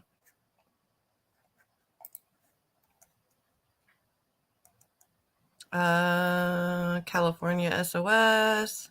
Today's the day. Let's see if this was worth it. Ooh, what does Shoe on Head have to say? Hold on.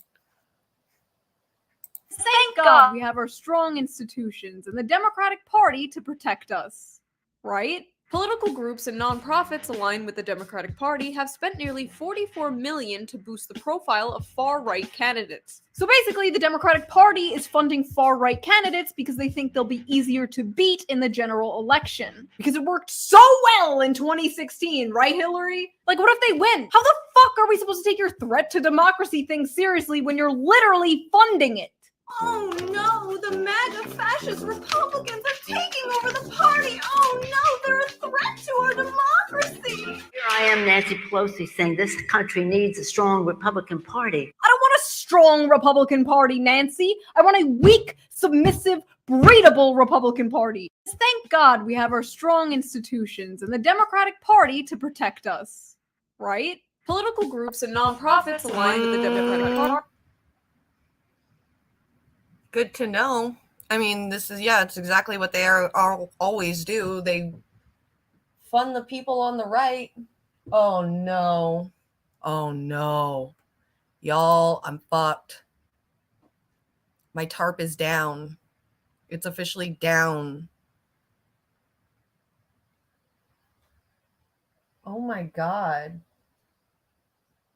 Okay, I might have to go out there because if it's down like that, this whole area from here to here is going to be like a huge pool of water. Oh, I swear, I really want to be live every day and I want to do this all the time, but the universe, man, the universe just fucking hates me. Yeah, I know. I'm going to go do that while I got this playing in the background so you guys at least got something to watch. While you watch me struggle back here, doing what I got to back there, doing what I got to do. Issues like abortion, and obviously one of the main issues on top of a lot of minds are the economy and inflation. But I got to tell you, actually just casting your ballot here in Georgia, it's been a very easy process. The lines right behind me at the Buckhead Library here in Atlanta, they're basically non-existent, and voters have been trickling in little by little. And according to state officials, the actual wait time to cast your ballot here in Georgia is just under 2 minutes. Joining me now is actually Kyle Bowling, a Georgia resident. You guys may know him from other places, but I appreciate you being here. Nice to be here. I gotta talk to you. I gotta ask you something. Early voting, it's been massive here in Georgia, but you decided to come here today. Why didn't you come before? Why did you decide to wait to cast your ballot today? Well, I actually tried to go vote last Thursday, but come to find out, me being a new Georgia resident, I wasn't actually able to vote in the district that I went to. So they told me that I'd have to come to this location. When I showed up, it was a long line on Thursday. So I just decided to, exercise my right on Tuesday. All right, there you go. Now, are there any topics at the top of your mind that actually brought you to the ballot box here? Yeah, I think everything that is going on today is extremely important. I mean, me being more so an independent, I lean a little bit more to the right when it comes to economic issues, a little bit more to the left in social issues. So being able to, do my own research and really understand each candidate's stances on those topics is super important. And, today I'm excited to, have a little bit of a say in what happens next. All right. Now we got to talk about one of those candidates, the Senate race. Huge race right now between Raphael Warnock, Herschel Walker. It's actually one of the most expensive campaigns going on right now. I know you've seen a lot of those ads on your TV here. Right. How do you feel about them? I mean, anytime that you're watching the television and you're viewing these campaign ads, you have to take everything with a grain of salt. There's always a side to every story. You have to understand that whoever is endorsing that campaign ad has a little bit more bias to, whatever the communication is in that ad. So being able to recognize some of the talking points that they have in those campaign ads and then going onto the internet and doing your own research is super important. And you just have to make sure you're not being What did I manipulated miss? by, what you see on TV. Did I miss? Did I miss anything? Did I miss anything good? Probably not. Time to get out there, cast your ballot. Okay? And we know the campaigns are working hard to get every last vote out. Ike, how are Senator Warnock and Herschel Walker spending Election Day? And have you noticed any changes in How their are team Herschel and Warnock spending Election Day today? Yeah, so for today, Herschel Walker, he actually doesn't have any events. He Oh essentially shit! just gonna be Over at his on headquarters in Twitch. Atlanta and Get really it. tally vote until the end of the night. As far as Senator Raphael Warnock, I need to get more busy day coffee. today. Earlier Fuck. today, around 10:30 this morning, Fuck, I'm a mess today, man. Shortly after that, he had Goddamn a mess. drive-by meet and greet with students Yesterday at I was so cool, calm, and collected. Today, done. All right, Ike Ajachi, we appreciate it. Thank you. Get it. And Get it with gerrymandering those is also expected to emojis. have a big impact on these midterms. Many states have redrawn new maps favoring one party over the other. It's an issue set to go before the Supreme Court in two cases that could have a big impact on future elections. 538's Nathaniel Ricketts joins me now with more on that. Nathaniel, where has gerrymandering been a key issue, and how will we see that play out today? Yeah, so I think two states in particular are Florida and New York. So in Florida, for example, the state redrew its congressional districts in a way that really strongly favors Republicans. Ron DeSantis, the Republican governor of Florida, made sure of that. They converted 3 Democratic-held seats into pretty reliably Republican seats and also added another one due to population growth. And then in New York, Democrats tried to gerrymander that state kind of as a way to counteract the map in Florida and such. But actually, that map was struck down by a court. So actually, a lot of the gains that Democrats hoped to make up in New York aren't going to happen today. So frankly, a lot of kind of who wins the House given the narrow margin could come down to just the game of inches in these states. Now, some states, a lot of them actually have switched to independent redistricting. Can that help to make things more impartial? Yeah, definitely. Independent redistricting commissions, states like California, Arizona, that have Michigan, that have implemented them, have really kind of made move toward fairer maps that are more kind of reflective of the state as a whole. That said, a lot of those states that have passed them tend to be democratically leaning states. So that's actually contributed to a bit of a Republican bias in the House of Representatives as a whole, in that normally maybe you'd have Democratic states gerrymandering for Democrats and Republican states gerrymandering for Republicans, but a lot of those Democratic states like California now have these independent commissions. So they kind It's of fucking nuts outside. So as a result, there are a few more Republican leaning states nationally, or districts nationally, than there are Democratic leaning districts. Interesting. And how does gerrymandering? I keep hearing. Yeah, so in lots of different ways. Those are some some fast talkers. I have it going at like 1.5 speed. Area, but also you can not just have partisan gerrymandering, you can have racial gerrymandering as well. And so this is when, for example, a map is drawn to pack black voters all into one district, for example, and maybe in states like Alabama. I heard that. That's what I came into, was him saying, "Do your own research." They're kind of packed into one district. Right, which is probably frowned upon these days. The Supreme Court is set to decide on 2 cases on this issue. They've already heard one. The other. Thanks, Lesbones. Next month.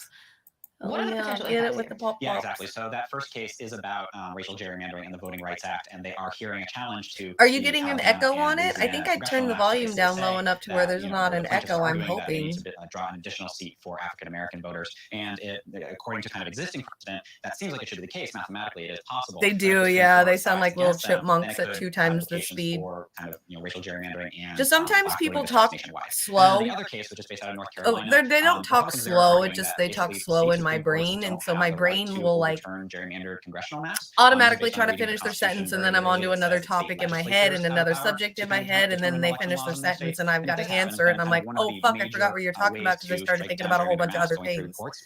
So if I do it, speed it up a little bit, I feel like I can take in that information as fast as I need it. Well, I'll have to pay attention. It is a slight echo. When these district lines are redrawn like this. Oh, wow, all power. I think that's my next thing is I'm gonna get headphones. Control of the state, but obviously the policies that are put forth in terms of what's top priority. So if you happen to be, someone, a voter who happens to be in a large urban city, you may have issues that are more important to you. You may tend to lean more left. If you're gerrymandered or watered down, you may not actually have enough legislative power to get the things you need passed through. And the same is true if you happen to be in the rural communities. Let's talk about Georgia, because Democratic Senator Raphael Warnock is facing Republican Herschel Walker. All right, you guys, what kind of weed are you guys all smoking today? It's called, Boy, there are several. It's called West Coast Trees. It's got an NFT on it. And one of those skeletons is interesting, huh? How people who tend to lean towards that's what I got today. It's called Prime Ape Planet. And I'm not calling Herschel Walker any name whatsoever. But what I will say is this. I don't think and it's a full-on indica. I thought the packaging was really cute. He's been disqualified in so many different ways under normal circumstances. Oh, you can't smoke today. You can't smoke at all because of your job. Represent Georgia in the Senate, which will be a tremendous crime, in my opinion. Then I'm gonna put some. I'm gonna put some wax on top of it. Well, live resin. So that's what that is. It looks like that. Little chunks. And then I squish it in my fingers, and I lay it flat on top of the weed. Now, and it's so nice. A whole, just a single bowl like this will last me a whole day, like a half a day to a whole day, just because of that, the live resin on top of it. So, oh, a bad reaction. Jesus, are you allergic? That's my mom. I can never smoke around my mom because she's super allergic. She always keeps an EpiPen on her. At the end of the midterm election, my mom had to use her EpiPen on her when we went to Six Flags one year, or a few years back when we went. There was people smoking weed, and I don't know how they got it in there because Six Flags searched me and took my weed pen. But yeah, my mom has to keep an EpiPen on her because she's allergic. So you might be allergic. What kind of reaction do you get? Is it like a physical reaction? Is it a mental reaction? What kind of what thing happens? Jesus Christ, 3-chord grifter. I mean, I'm a California girl, so if it's around me, I'm not gonna say no. Obviously, but no, that's an expensive habit to have. You might as well just tell your doctors that you got ADHD and get yourself some like Adderall or something. Do that, like take a half an Adderall or just snort it. I don't know. I've never snorted Adderall, but I've taken Adderall and it feels even better than. Oh, so. Thank you for making ABC News Live America's #1. You have a sativa? Ooh, but I got a bit high and now can't recall what it was called. I miss sativas. But I love the feeling of indicas, like the whole you're stuck on your couch, you can't move. It's like a triathlon to try to get up off your couch to do anything. I love that feeling, and it's so bad for me because I know it makes me super lazy, but fuck, I love that feeling. I think that was like probably just a leftover nostalgia feelings from like my raver days back when I was like on fucking ecstasy and MDMA and whatever else I could find. Partial human remains. That opened the possibility of suspects. Jerry Steiner, Donald Gibson. But I love this live resin. It does get everywhere though. Are we watching commercials? Here we go. Welcome to my life, you guys. This is what happens when I watch live TV. You got commercials. You think so? Okay. 3-chord grifter. Welcome to my channel. Hit that subscribe button so you'll get all the notifications when I'm live. I'm here Monday through Friday. It's just a mix mash of stuff I do. Sometimes I have things prepared and I'll go through like 3 or 4 topics and then we'll have some fun at the end. Sometimes like yesterday, we did a 3.5-hour stream about one single subject, and then they'll switch it up like today where I have absolutely nothing prepared because I'm just gonna learn the election stuff today as if I was 5 years old with the rest of you. So hook it up with a subscribe if you want to check us out. Like I said, I'm live Monday through Friday, 10 a.m. Pacific time till about 2 p.m. Pacific, so about 4 hours. And I've only been doing this for about a month. I'm still trying to find my niche, still trying to find what makes me, unique, what I enjoy doing with this. There's a lot of us that are doing this kind of stuff where we just sit in front of our screens and kind of figure out what we're doing with ourselves. So I decided to, thanks to Warren, Les Bones, and some friends, I finally got the balls enough to get up and do it for once in my life. So I'm about a month in, and I'm extremely happy with the way things are going. I've got a lot of support, a lot of friends, and I really enjoy it. And I hope that, I can find my niche and find my little unique thing that makes me stand out from the rest, just like everybody else does. And welcome. So thanks for joining. I'll remember. There are 5 states where abortion is You the sugar booger guy. That's what I'm gonna call you, sugar booger. That's what I call it. Whenever I see it around me, I'm like, motherfuckers got sugar boogers? Booger sugars? Voters will have the opportunity to weigh What's up, Cape Socialist? Good to see you. In 3 of the states, we are just kind of going through the live election coverage, see what's going on. Nothing too fun yet. Looks like some polling machines are not working in New Jersey. Certain places are telling people they can't even vote, so just kind of keeping up on everything. Chew on Head just recently did a video we just watched, 49-second video on Twitter where she talked about how Democrats were funding right-wing politicians because they figure it'd be easier to try to beat them during the main election in 2 years. So we've been watching, started talking about that, and then I don't know, I think I got sidetracked. The thing that's different is that the candidate vote was that's about it. After the Voting, pretty much. I know. As you can see, I'm not voting today. So this is my first time not voting in a really long time now. Yeah, voting machines are down in New Jersey. Are thinking about the issue of abortion and how they weigh against the many other issues that they care about. Do you think abortion will be enough? Illinois District 17 is using only Sharpie markers and no ID required. One thing we've seen in polling over the past few months is that abortion rights is particularly important to young women. Hi, Lula. Good to see you. Welcome back. Thanks for joining. We are clumsily going through the live elections today. And when I say clumsily, I absolutely mean it.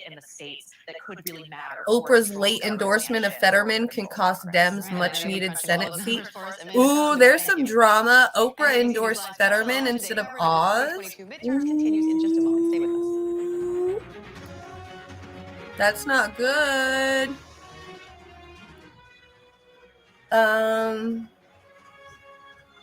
Somebody named John Wick, it looks like, screenshotted something from Donald Trump. But I'm not sure because he doesn't. I thought Donald Trump doesn't have a Twitter anymore. He still doesn't have one yet. It says reports are coming in from Arizona that the voting machines are not properly working. Can this possibly be true when a vast majority of Republicans waited for today to vote? Here we go again. The people will not stand for it. Exactly. I agree. Absolutely agree. Good Lord. Here's one of today's top headlines. A hurricane warning has been issued. Don't care. Thanks, Diane. We will do that. And thank you for joining us. I'm Diane Macedo. Do stay with us throughout the day for continuing coverage of the 2022. For me. Let's try a different channel. What were we just watching? We were watching Fox. The main one is crime. I think. Let's try this. Democracy is probably the top issue for me. More or less inflation. Were we watching Fox? Abortion. No, we were watching ABC. Let's see what Fox says. At home, are able to go and stand in line. Everyone. Rage Against the Voting Machine. Abso-fucking-lutely. Thank you. But yeah, we want to talk about security. It's unfortunately that their lives have been put at risk. That all of us have received threats. during the election period. That security officers have to be put around these individuals. That's unfortunate. In the House or the Senate, I don't believe so. I think the closest we've ever gotten to anything like that was Bernie Sanders as an independent. So he would, like, whenever I would see, like in 2008, 2007, when I started paying attention to politics, you would see the states choosing their congressman or their senator that they want, and it would show the color that they voted for, and Vermont was always purple, and all the rest of the states were blue or red. So that's the only one that I can think of. I mean, some like lower ones than that, like lower offices than that, have been getting some third parties and stuff. It's here and there green parties, but it's not as no. We're definitely a duopoly out here. The two-party system really overpowers everything in America. It's sad. Fuck you, I won't do what you scan me. Thank you so much for joining us here on Live Now with Fox. Yeah. Step away for a quick 2-minute commercial. Won't do what you scan me. That's really good. That's a good one. Does continue here on Live Now from Fox. There you go. That's for you, Les Bones. You deserve it. Yeah, see, Shake and Bacon says you deserve it. She's Lula's giving it to Shaken, but Shaken thinks that you deserve it. Of course you're on a commercial break. Let's turn it from the previous commercial break and see what this says. Our Fox 29 Philly team's Steve Keeley has more on that race. Oh God, you guys are gonna fight over it.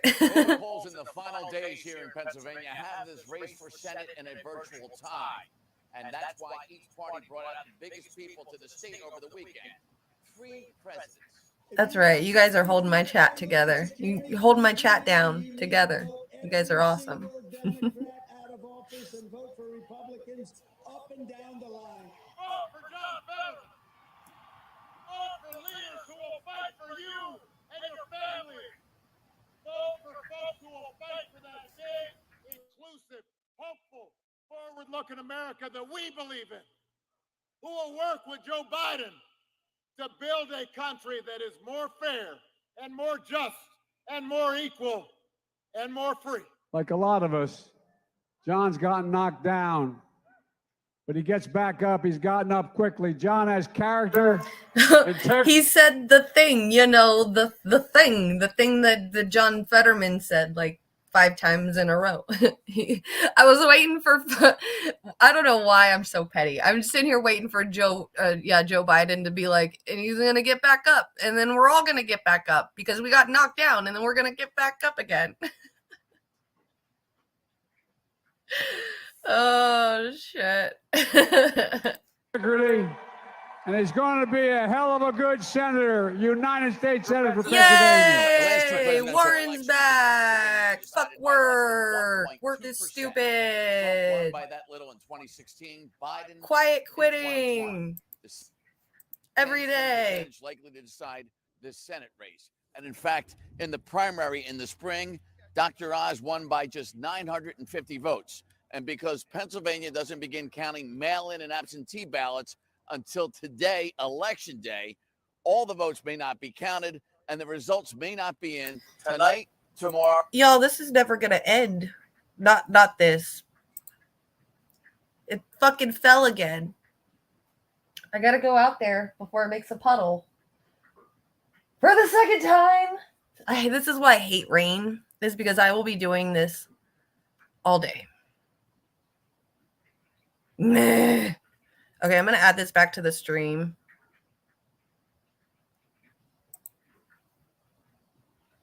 And I'm going to go do that because I don't want to ruin everything out there. Or for several days.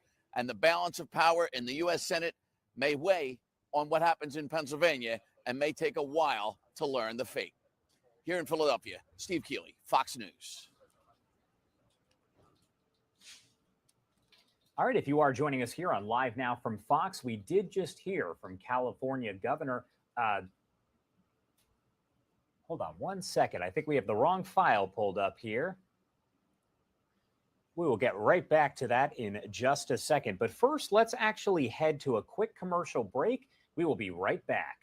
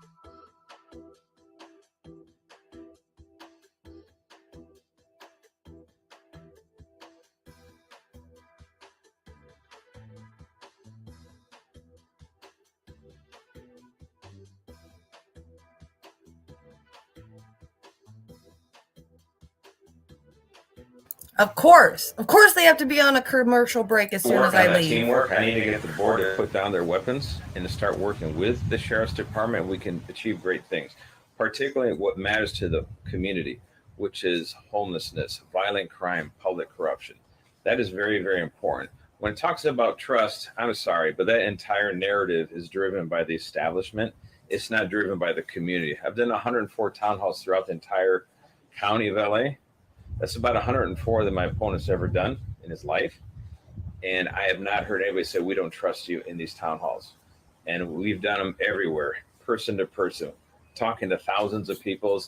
And the topics he talks about, he talks the talking points of the establishment, not what the community cares about. They care about homelessness, violent crime, that sense of a loss of security, even things as simple as street takeovers, which is really a nuisance and a dangerous nuisance for our communities. Those are the things that matter to the community. And he can collaborate and talk all he wants about how nice he is with the board of supervisors. That doesn't keep anybody safe. Doesn't make anybody safer. All right. You have backing by your rank and file also because during there were some opponents that were staff, sheriffs, and they chose to run against you, and they were demoted.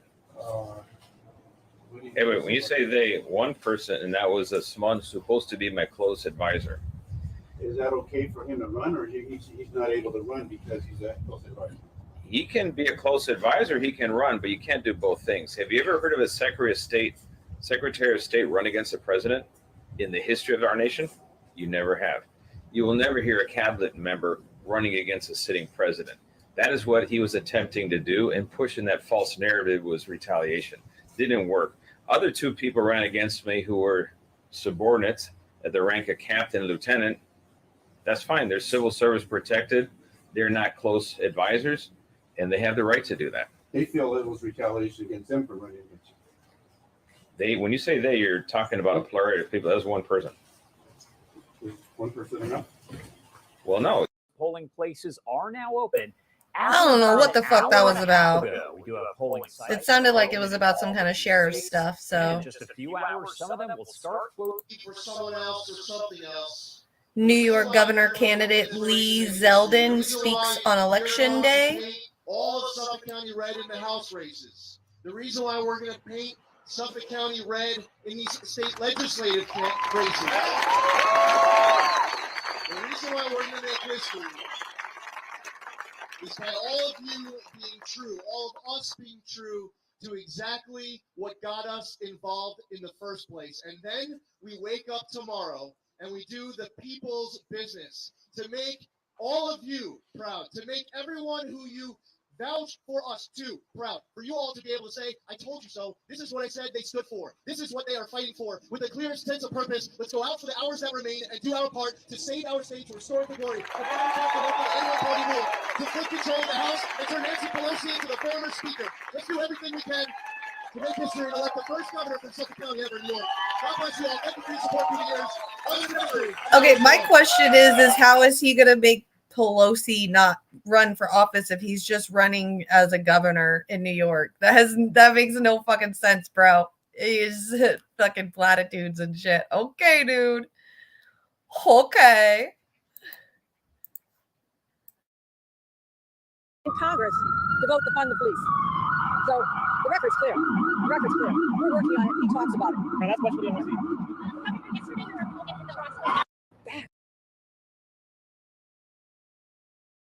Normal, you know. I've met a number of voters just now who said they're dismayed by the political process in general. What do you say to them? It'll be over tomorrow. I'm going to tell you, we're going to feel a lot better about the city when all the ads stop. Truly, this has an effect on people. And I've covered every corner of the city, and there's so much electricity. People are walking the streets, they're in diners and restaurants late at night, they're going to the plays, they're going to the entertainment. This city is back. And I want to lead this state into the next 4 years and possibly beyond with that sense of optimism that we've not had here in a long time. I want to bring that to New Yorkers, and that's what's going to start first thing tomorrow morning. Our next question, Tracy. Good morning, Governor, and happy election day. Thank you. The post, however, the cover going to your opponent saying that he used to vote for democracy.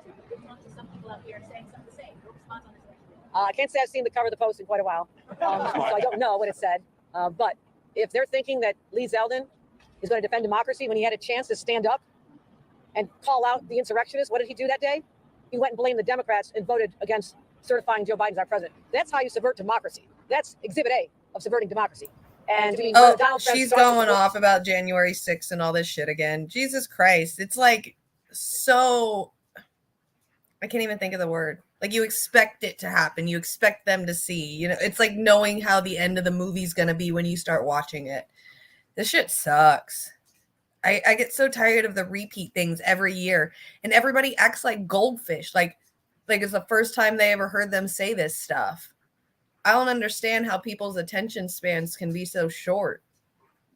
It makes no fucking sense. He could not do that. He didn't bother to show up in Congress to vote to fund the police. So the record's clear. The record's clear. We're working on it. He talks about it. And that's much for the NYC. Yesterday, your opponent hit the Bronx out of his way to emphasize how closely aligned he is with Mayor Adams. And today, the Post reported that there's a super PAC that supports Mayor Adams that gave $10,000 to Lee Zeldin. In your response to that, is there a wedge between you and the mayor because of your difference of opinion on bail reform? I think you could look at where the mayor was when he introduced me at a rally with hundreds and hundreds of people. When Bill Clinton came there, I think if you want to look back at what he said about our relationship and how strong it is, and we're partners in fighting crime. And this is not an election issue for me. Mayor Adams and I went to the subways on January 6th, not the other January 6th that Lee Zeldin doesn't want to talk about, but January 6th of this year. Literally, the mayor had been on the job 1 week. We said we're going to partner together. For the first time, this governor of New York will actually be engaged in helping the mayor of the city. That relationship has only grown stronger. You can ask Mayor Adams himself. Okay, Thanks, everybody. Appreciate everybody. Thanks All right, so thanks, much. everybody. Thank you. All right, welcome back here. I do actually want to take you out to Arizona, where Carrie Lake, the Republican running for governor, is now speaking after casting her vote. Let's listen in live, raw, and unfiltered. And when we win, there's going to be come to Jesus for elections in Arizona. There's going to be a come to Jesus. I'm just curious, your attorney had mentioned maybe a possible silver lining with the issues that you will be able to move about town and kind of shake hands and talk to some of the people in line. Could you elaborate on your plan for later today? After we leave, we're going to go encourage people to stay in line. We are going to vote, and we are going to stay in line. And the people of Arizona would walk over hot coals, and they would walk over broken glass to vote today. And I know that. Oh, the tyranny of being a Christian conservative in a state. We're going to walk on hot coals. And oh God, I hate that. Like, the martyrism that they always do to themselves. It's like you're self-martyring. You're doing it to your fucking selves. And then you're like begging for pity by letting everybody know, like, bitch, we all walk on hot coals in our daily life every fucking day of our lives, all right? Jesus isn't here to help. God isn't here to help. They haven't been here to help, and they're not going to be here to help. So what the fuck are you trying to say?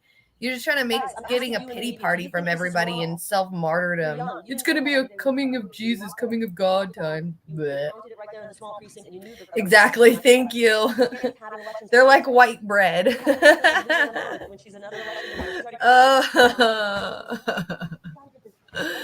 Oh, God.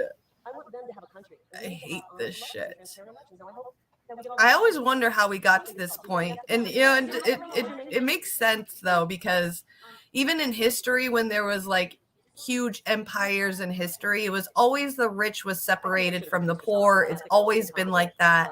Now we're just in an industrial time, in a technology time, and it's still the fucking same. There's just like no change. It's just we've gotten like technologically advanced, and that's it. As many people are going after Christian conservatives as there are going after rattlesnakes in the desert. Thank you. Right. And they're the like true terrorists too. It's wild. That's what they do. They're like, they like punch themselves in the face and they're like, they hurt me. I'm being hurt because I'm a Christian. It's wild. Elections that every Arizonan feels confident in. The rest of the country will look to us and say, let's make our elections just like Arizona. I don't like the embarrassment of every election having problems. I hope you don't either. And, you know, it's interesting because you guys in the media, especially some of you, some really, really fake news propagandists, I see many of them right around here, have been calling me names because I'm standing up for the people of Arizona. I'm standing up for our children who are going to someday be ready to vote. And I want to make sure that they have fair, honest elections. If we don't have honest elections, we don't have a country.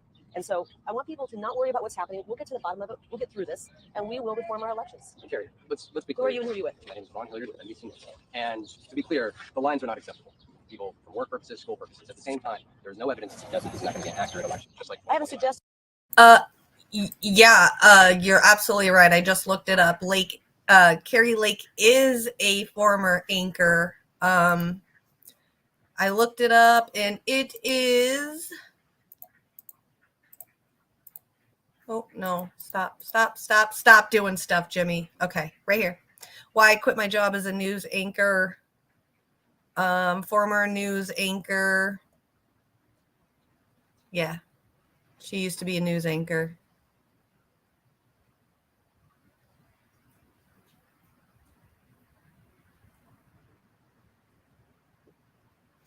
Somebody needs to stand up to Supercuts. It's like it's a MAGA Karen haircut. So it's like that like Andrew Tate like alpha dude haircut mixed in with the Karen haircut. So she's like alpha Karen.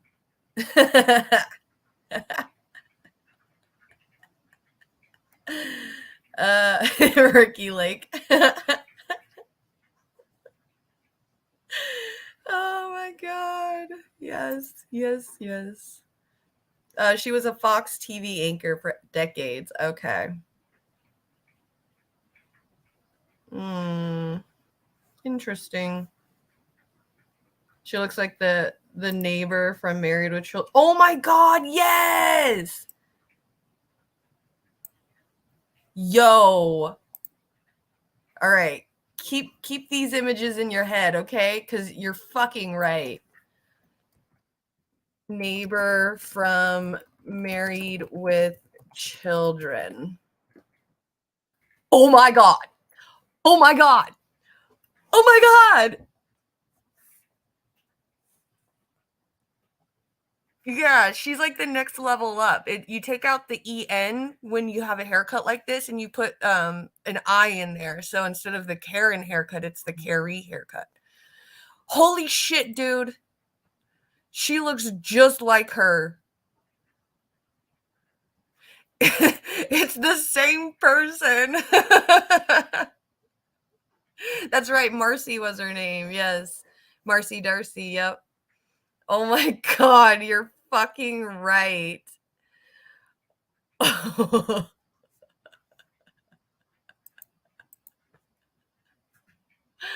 Wow. Look at that. Oh, look at that. That is fucking wild. Yo. Look at her. There she is. Oh God. We're all going to hell in a pretty little handbasket. Every single fucking one of us. And I love it. Haven't suggested that on anybody else. Who are you? Have you know the right with Reuters news agency? Okay. If Donald Trump were to announce that he is running, what would your reaction be? My reaction would be elation. I would be so thrilled that President Trump runs, and I would absolutely, wholeheartedly support him. We need President Trump back in office to fix what Joe Biden has screwed up. Who are you? Chris Van Cleave from CBS News. I want to just follow up on his question, if I may. If Donald Trump announces, as expected, to be president, and you win the governorship of Arizona, you're likely to be talked about as a VP candidate. do you plan to serve your entire term in Arizona, or are you open to being the VP? Are you new covering this race? Because we've talked about this before. We've talked about this. I've answered these questions. I am going to not only be the governor of Arizona for 4 years, I'm going to do 2 terms. I'm going to be your worst freaking nightmare for 8 years. And we will reform the media as well. We're going to make you guys into journalists again. So get ready. It's going to be a fun 8 years. I can't wait to be working with you. Carrie, She's all telling them that she's going to turn them into journalists again. Bitch, you worked for years on Fox News. You ain't even close to being a journalist. You're a fucking news anchor. Is what? How are you going to tell people what to do in their own career when you don't even know what the fuck they're doing? Like, you're not even doing that. She's definitely got an ego for sure. Uh-oh. I don't think anybody said. We're talking about this lady right here. Not we didn't say Lula. We were saying what's her name? Carrie Lake is who we're talking about. I don't think we said anything about you, Lula. You're good.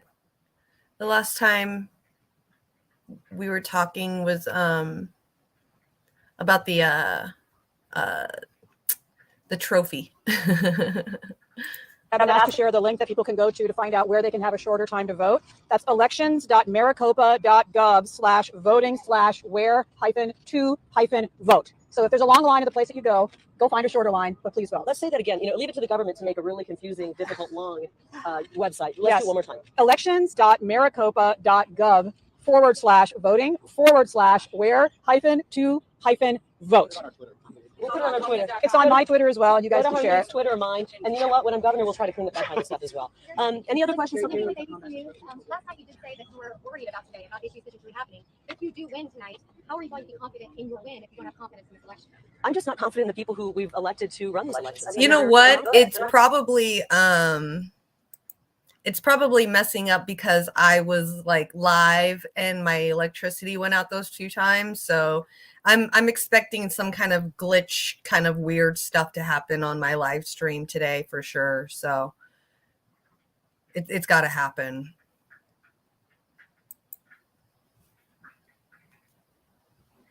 There was a chat matrix glitch as well. Okay. Yeah, it's got to be definitely has to be my my run-in with the electricity today.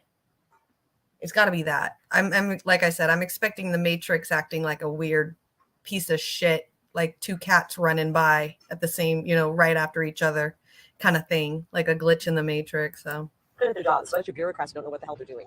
We'll work through it. I mean, we're going to win. I've always said we got to win by a mile to eke out a 1-inch win, but we will win.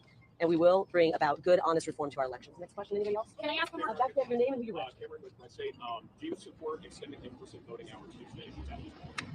That's a good question. Honey, have you talked about that? Why don't we have Harvey answer? So the question is whether we support extending the voting hours. Look, there's 6.5 hours left to vote right now. And if you're in line at 7 o'clock, you can still vote. I think it's not something that we want to see happen. They're set hours by law. And so if the voting problems persist, we'll have to address that issue later. At this point, there's 6.5 hours left to vote. We put out the link and on Carrie Lake's website as well. There is the same link on where you can find a place to vote. And so I urge people to go and vote on time and vote in person today so that we don't have drama. And frankly, lawyers are superfluous. That's that. There are a lot of lawyers here. Right. There are a ton of lawyers here in the state ready to take action. We are on it, and I hope that litigation is not necessary here. I agree. Thank you, everybody, for coming. We'll see you tonight. Would you intend to sign legislation to decertify the 2020 election? And you were listening to a live interview there. You could see Carrie Lake, the candidate for Arizona governor, the Republican there, speaking after casting her ballot there in Arizona. Had a lot to say, answering about one question from each journalist who was there on that scene. So I do want to play you some of the other different events that we have going on. It does appear, let's dip into a news conference underway in Colorado. I believe this is in Denver, providing a little bit more information about the elections there.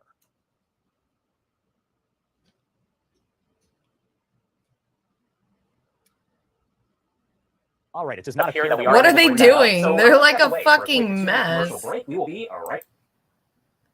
There we go. There's some elections. Good morning, thank you. Good afternoon, and thank you for being here with us on Live Now from Fox. It is going to be a long day, especially for us here, but don't you worry, we're going to be still keeping you That up looks to like date. Denver right Hours here. The bottom right one says Denver elections. elections. So maybe this is in Denver, Colorado, I'm thinking. So, this is the kind of stuff I wanted to see right here. The poll watchers.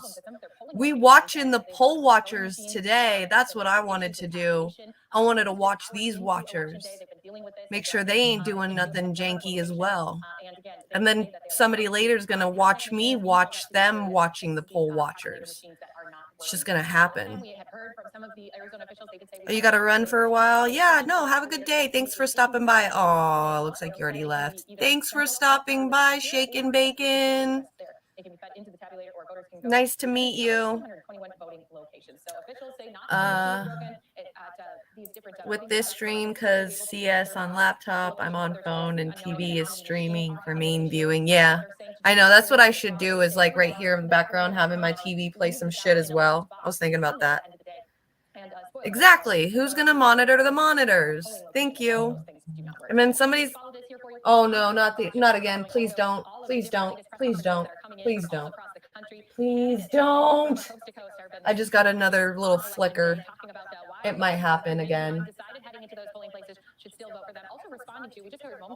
But yeah, exactly. Who's going to monitor the monitors? And then who's going to monitor me monitoring the monitors? Because I'm biased. I'm on the TV. Hi, everybody. Good morning. I am a part of your breakfast morning routine now. Yay! I love doing that when somebody's on YouTube and I put them on the TV. It's so fun. I just feel really bad when I do it because then I can see all their flaws. And then I'm like, oh, you probably didn't want to show that. Don't worry, Les Bones. I'm still on. Things are still good. We'll see how it goes.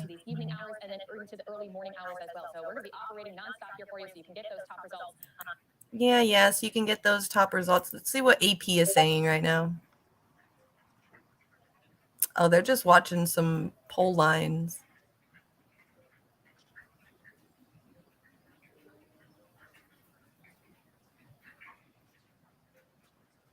That's all they're doing today is watching poll lines. You're on it with the monitors? Hell yeah. That's so cool.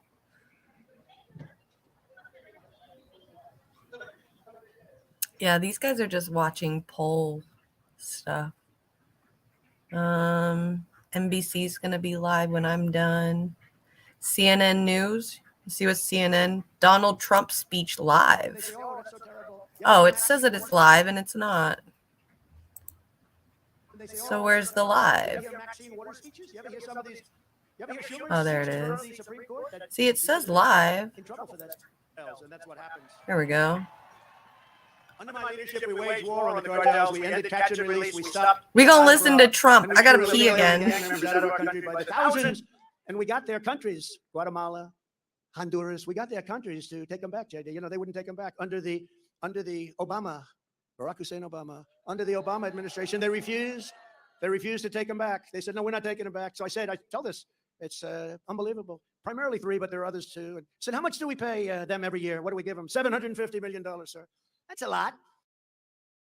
I said, we're not going to pay them anymore. Stop payment. It's like a stop payment of a check. We stop payment and let them know, because they're not taking back the people that they sent over. They send those people over. These are very smart. They don't just happen to come. When you have these guys come over that look rougher than any prize fighter you've ever seen. These are rough people, tough people. They empty their prisons into our country. I said, send them back, send them back. And if they don't take them, they put airplanes on their runways. So when our plane goes back loaded with these people that have to be out of our country, they said, no, you can't land. You can't land. You have no runway. You can't land. So Is he really live right now? Is this live? Because it looks like it's at nighttime. I got a call from the head of Honduras. Nice man, by the way. Very smart, very streetwise. I'll tell you what, JD, he's just streetwise people. These are smart people. Right. Let's hope so. They did it to Trump. All of them. But well, they try to do it to Trump. So I get a call from Not like it matters anyway, because he's like the second president that's been impeached, and he still stayed his full term. Same with fucking Clinton. So I don't really think impeaching is anything. 29 different countries, but they said Like local politician or local people have more power with the vote of non-confidence than impeaching.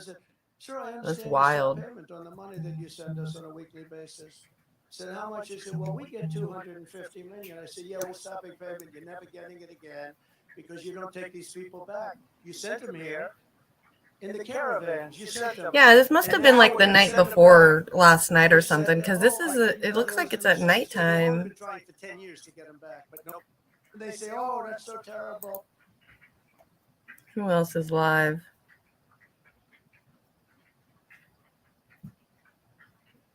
ABC News Australia is live. Let's see. Yeah, I mean, it's just a couple of them that are on right now. Reuters is on. They're doing the same, just watching election places. Oh, no worries.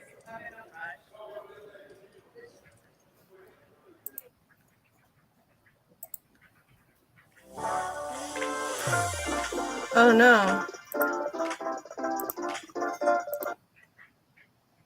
I wanted to make sure that we can make some changes happen. I wanted to make sure Biden doesn't know where he is half the time. Sorry to bash a demented dude, but seriously, right? No, I agree. I agree. I'm right there with you. And to make sure that the people that I feel are capable of doing the job that I feel politically needs to be in place. And ABC News' Ike Ejochi is joining us now from Atlanta, Georgia, where there are two contentious races for both the Senate and the governorship. ABC News' Devin Dwyer's in Pennsylvania. He's watching an important Senate race there. Ike, let's start with you. Herschel Walker, well, he's had a rocky campaign. He's taken blows and scandals have erupted in his past that would have decimated, just destroyed any other candidate. But after this onslaught of bad press, which is centered around women alleging that he pressured them to get abortions, he's denied those allegations. So how do Georgia voters look at that, and how are you looking at the day and what it will bring? Well, Terry, the contradiction between the allegations levied against Herschel Walker and his actual stance on the procedure itself doesn't seem to really hold any weight or any bearing on the voters supporting him. As a matter of fact, there was a voter who told us earlier today that he didn't care if Herschel Walker did the procedure himself. They were still going to support him. Now, joining me now is Josh Yawn. You were a voter. You just cast your ballot not too long ago. You also know of the allegations facing Herschel Walker. Did that have any effect on your vote? Me, not per se. I think a lot of people are going to, ultimately vote how they're going to vote, one, left or right, however they choose. But for me, more so, my stance has always been more so pro-life. It's a very complex issue. It's not really a black and white, thing. So I personally don't feel as if men should be making the decisions on a woman's body. So Herschel Walker's allegations didn't necessarily sway my vote per se, because like I said, I've already kind of had my ballot in mind. But for a lot of people, I don't believe, maybe not as much. I think they're going to, vote left, right, regardless. So. And what about the issue of abortion itself? Do you think that should be expanded, the access to it here in the state of Georgia? Ultimately, I do agree with that. Like I said, I've touched back on, I don't believe men should be making decisions or rights based on women's bodies. It's not. See, look at that. A regular ass dude. I mean, not even that bad. What is he's saying? Yes, he's pro-life, but he doesn't believe that women should, or that men should be controlling women's bodies. Yes, he's pro-life, but he can't control other people. Good on him. Very glad to hear from a regular person. Our discretion or our choice. So it's a very complex issue. Like I said, not black and white. So it's, in my opinion, very dangerous to just strictly ban abortion in general. Right. Right. Thanks a lot. Absolutely. So, Terry, you heard it yourself. One voter here just now saying that those allegations against Herschel Walker that we've all been hearing for weeks and weeks and weeks, well, really didn't have any bearing. It's amazing. It really is, Ike. As I say, those allegations and the evidence around them would have destroyed candidates just a few years ago. We're in a different country politically now. Let's go to Pennsylvania, where Devin Dwyer's with us. Devin, that state's Senate race between John Fetterman, who came back from a stroke now to finish the race, and Dr. Oz. That's critical for control of the Senate. You've been out with poll workers and voters. What are you hearing? Yeah, because the Fetterman Oz case is awesome. You got like a dude, Oz, who doesn't even live in the state. So a carpetbagger versus a racist. Because didn't, like I was saying earlier, didn't Fetterman like chase some guy down with his gun thinking that he was a thief or something? So you got a carpetbagger, a rich, unrelatable carpetbagger, and a racist. Probably those kind of guys are usually very narcissistic as well. So a racist narcissist who has to get everything in writing or through a talking monitor before he can answer it. Man, that whole fucking state is fucked. They're not thrilled about their choices, but they know the stakes are too high. Ooh, he got heckled at a rally too. The stakes is that both political parties presented. Okay, I need to see that. Is that one of like Jose Vega's things? Because if that is, I'll go look up his Twitter right now. I'm gonna do it anyway. Will go away if the Democrats have control. Do you hear that kind of desperate? I want to see. I haven't heard the You're fucking right, Cape Socialist. Oh my god, I fucking love you right now. This is sweet, sweet justice. Sweet, sweet justice. All right. Is this going to piss me off, though? What is Bernie going to say? Is he going to talk like the rest of them? Because if he does, I swear to God, I'll be done. Like, I'm done. I'll never vote for him again. And I'm over Bernie Sanders. But I still love him like a girl loves her grandpa kind of thing, you know? If he talks like them, I'm fucking done. I'm done. No longer looking at him like a grandpa. I do not want to hang out with him on Christmas. I do not want to trick or treat with him on Halloween anymore. And I don't want to go on vacation with him. God damn it. All right, let's see. Oh, I'm so nervous. Be still, my heart.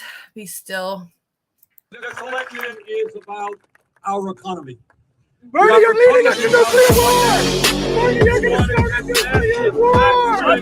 To billionaires and then cut Social Security. What's up with the music? Ukraine, Bernie!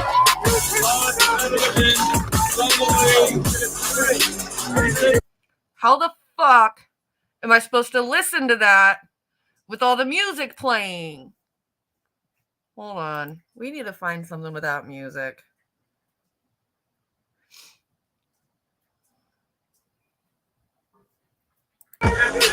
Yeah, what?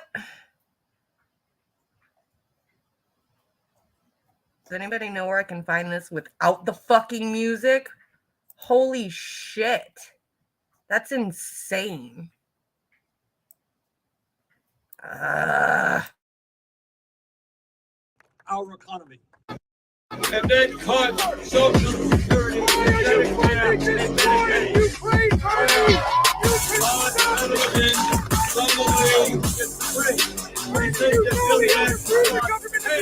Their fair share of taxes.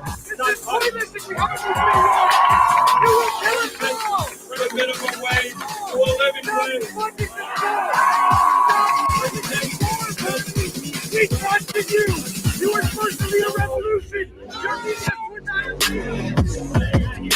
We are taking on people who have unlimited amounts of money.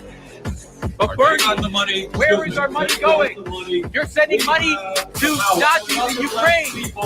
We're not going to let people disrupt our meetings. So why did you oppose the letter? Where we are right now is in this moment. You're starting a Standing nuclear war up to the billionaire plan, billionaire plan. You were supposed to send it to the revolution. Instead, you're sending money. You're starting a third world war, Bernie. Why are you voting to fund a nuclear war, Bernie? Why are you voting to fund a nuclear war, Bernie? You answer our question. Why? No one. No one. Be honest. No one. The people are paying me, Bernie. Why does someone have to be paid by Russia or someone else to oppose the war, Bernie? Why does someone have to do that? Bernie, why are you paying for it? Why are you funding Nazis in Ukraine, Bernie? Why? Yo. I'm seriously about to start crying right now. I can't believe he said that. That fucking hurts. That really hurts. Oh my God. Yeah, I'm done. I'm over him. That's such bullshit, man. Fuck Bernie. Don't do that to me again, electricity. Don't do it. I can't. Oh my God. Not only did he say don't disrupt what they're doing, but he also he said who's paying you?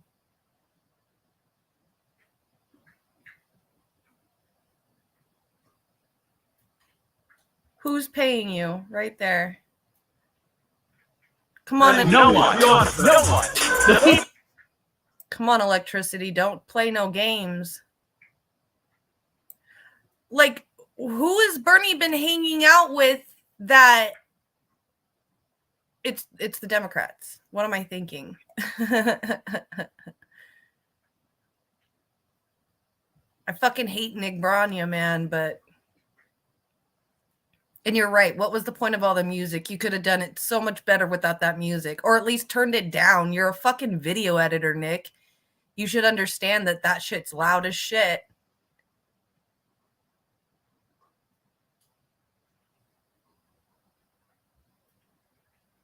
Damn. Who's paying you? I can't believe him. It makes me so fucking sad.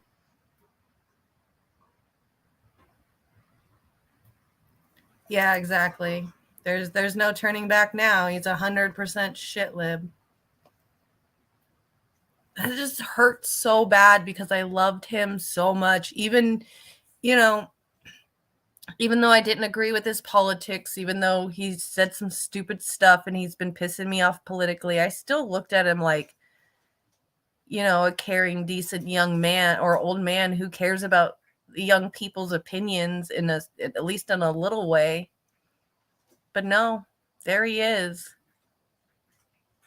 And he couldn't even respond when the guy said, "Why do I have to be paid just to ask you to not be part of a war?"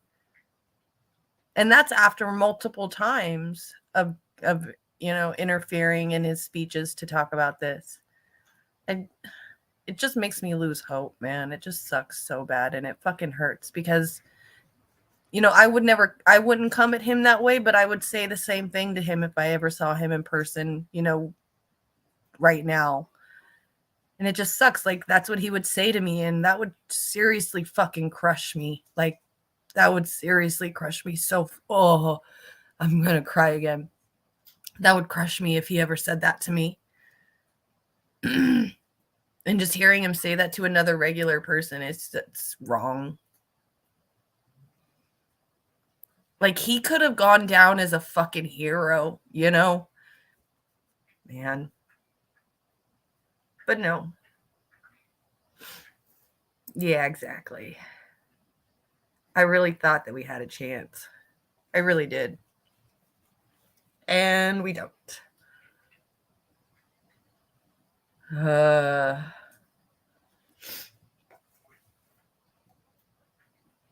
Well, thanks for that, Cape Socialist. I appreciate that. Now I got to spend the rest of my day shadow searching and self-reflection. There's some anti-war people for today's election day if you're voting.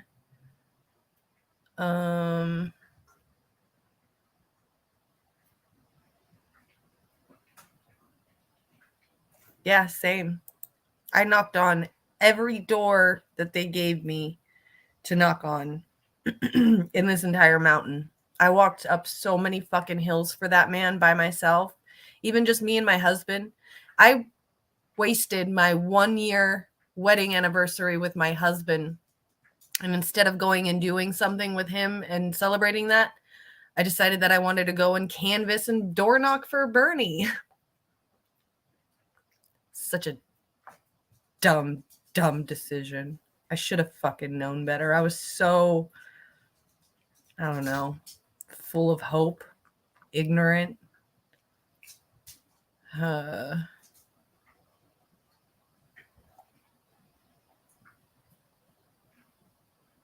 New Warhawks have progressives on their squads.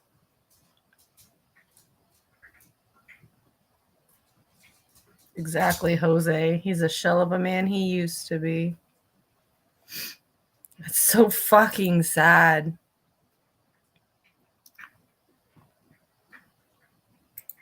It's crazy.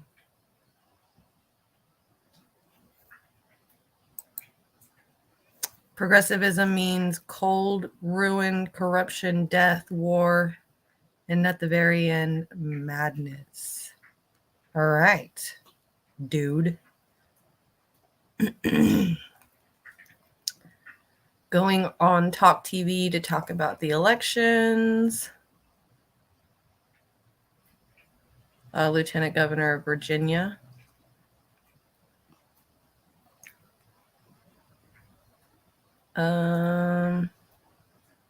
People in line giving you dirty looks. One of them told me I'm a disgrace for voting in a MAGA country.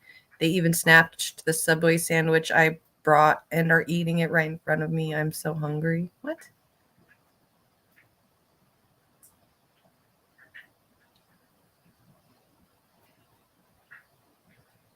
You got your voted sticker today. Congratulations.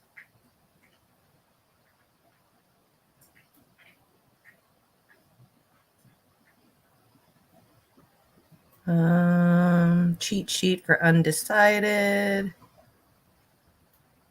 The polling station in Oregon.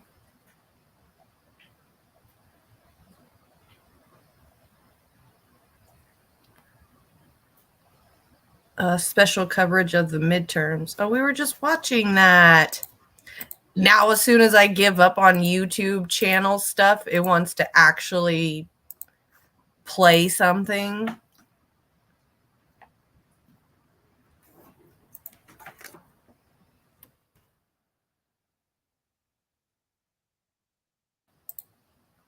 Listen wherever you get your podcasts. This is ABC News Live. It's all right. It happens.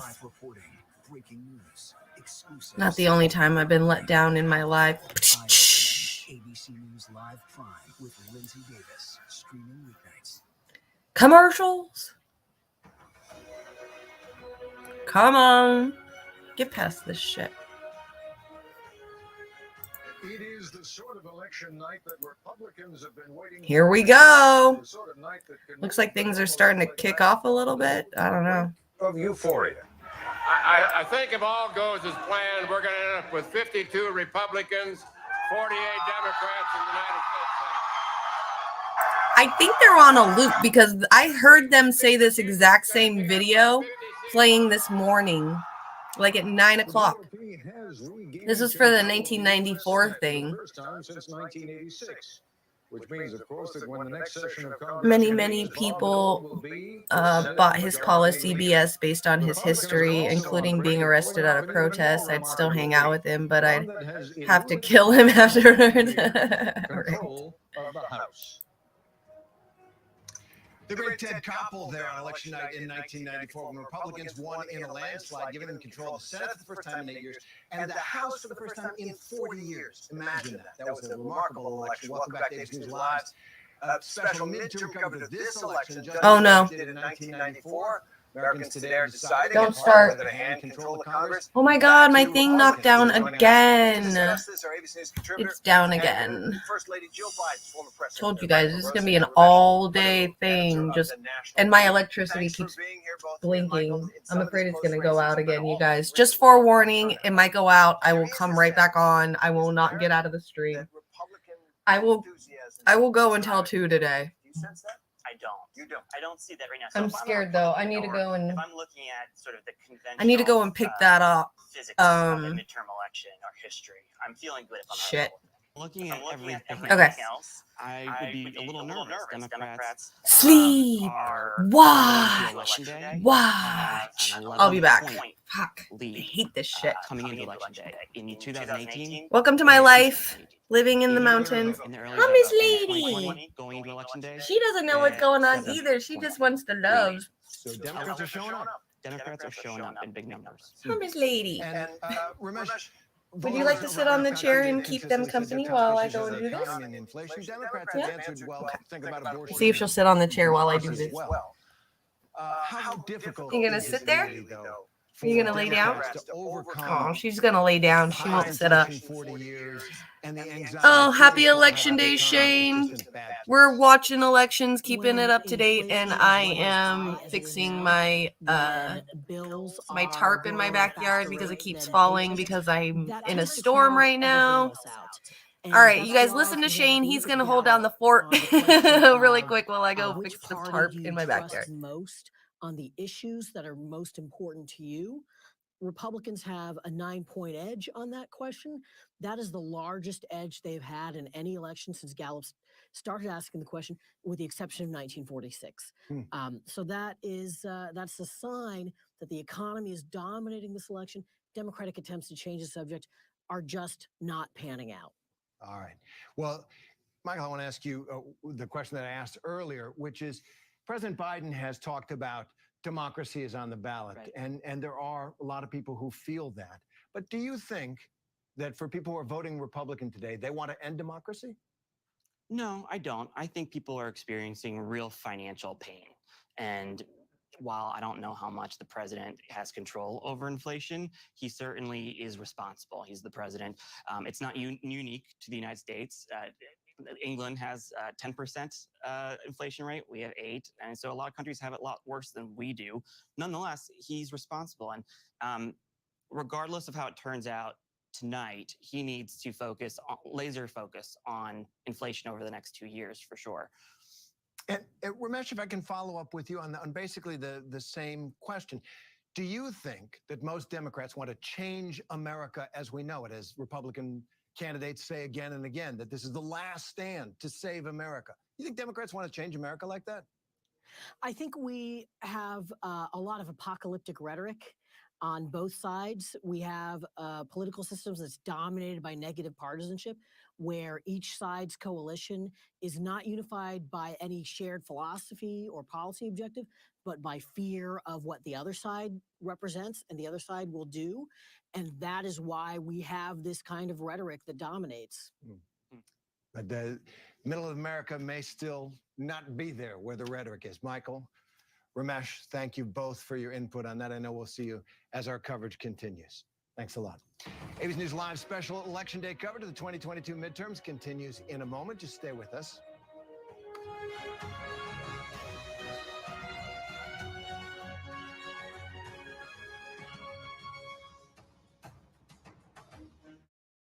Admit it. These days, what you need to know seems to change just about every day. What is it that you really want to know, need to know? To help you not just get through your day, but to make the most of it. Feel smarter. Feel better. Feel happier. Well, how about a third hour of Good Morning America? GMA 3, what you need to know. Now streaming on ABC News Live. It's all about you. The hottest views in daytime are happening right here. We talk about things on this show that people don't talk about. That I can't wait to see. Honest takes from strong women. We need all hands on deck, and we need it right now. This is the time to speak Yo, my house is just done. It's just the whole backyard. That whole thing is just soaking wet. It's a fuck. It's a fucking mess down there. God damn it. That sucks.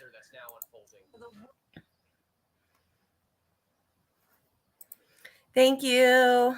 Yeah. That's what I'm dealing with, is the storm out here. It's ridiculous and it's brutal. Like, that's why I opened up my curtain so y'all can see what's happening out here. I have this tarp that's being held up with tent poles because I have a couch back there.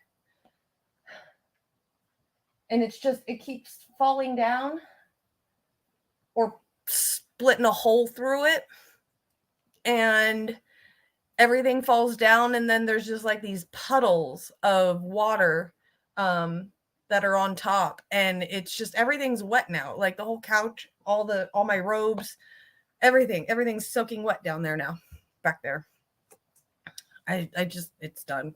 This happens every fucking year, man. It does this to me every time we have storms. So yeah, I'm dealing with the shit end of the fucking storm right now, as you can see. My poor tent is like flapping in pieces because it's just ripped everywhere. This whole, look at that. My poor fucking, my yard can't handle this. It really can't. And I think there's just so much rain. Like, I've never seen those tree branches that low like that. They're like sitting like at an angle like that, which means that they're very heavy. And I don't like it.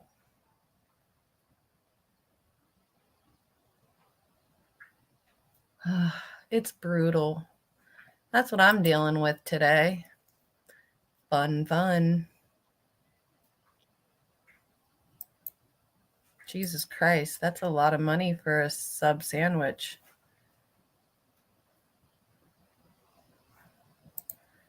See what...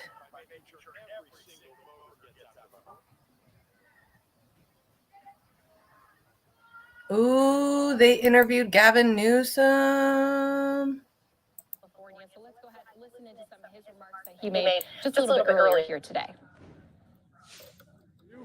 Good. You all set? Yes, sir. Happy. You all know why I'm here.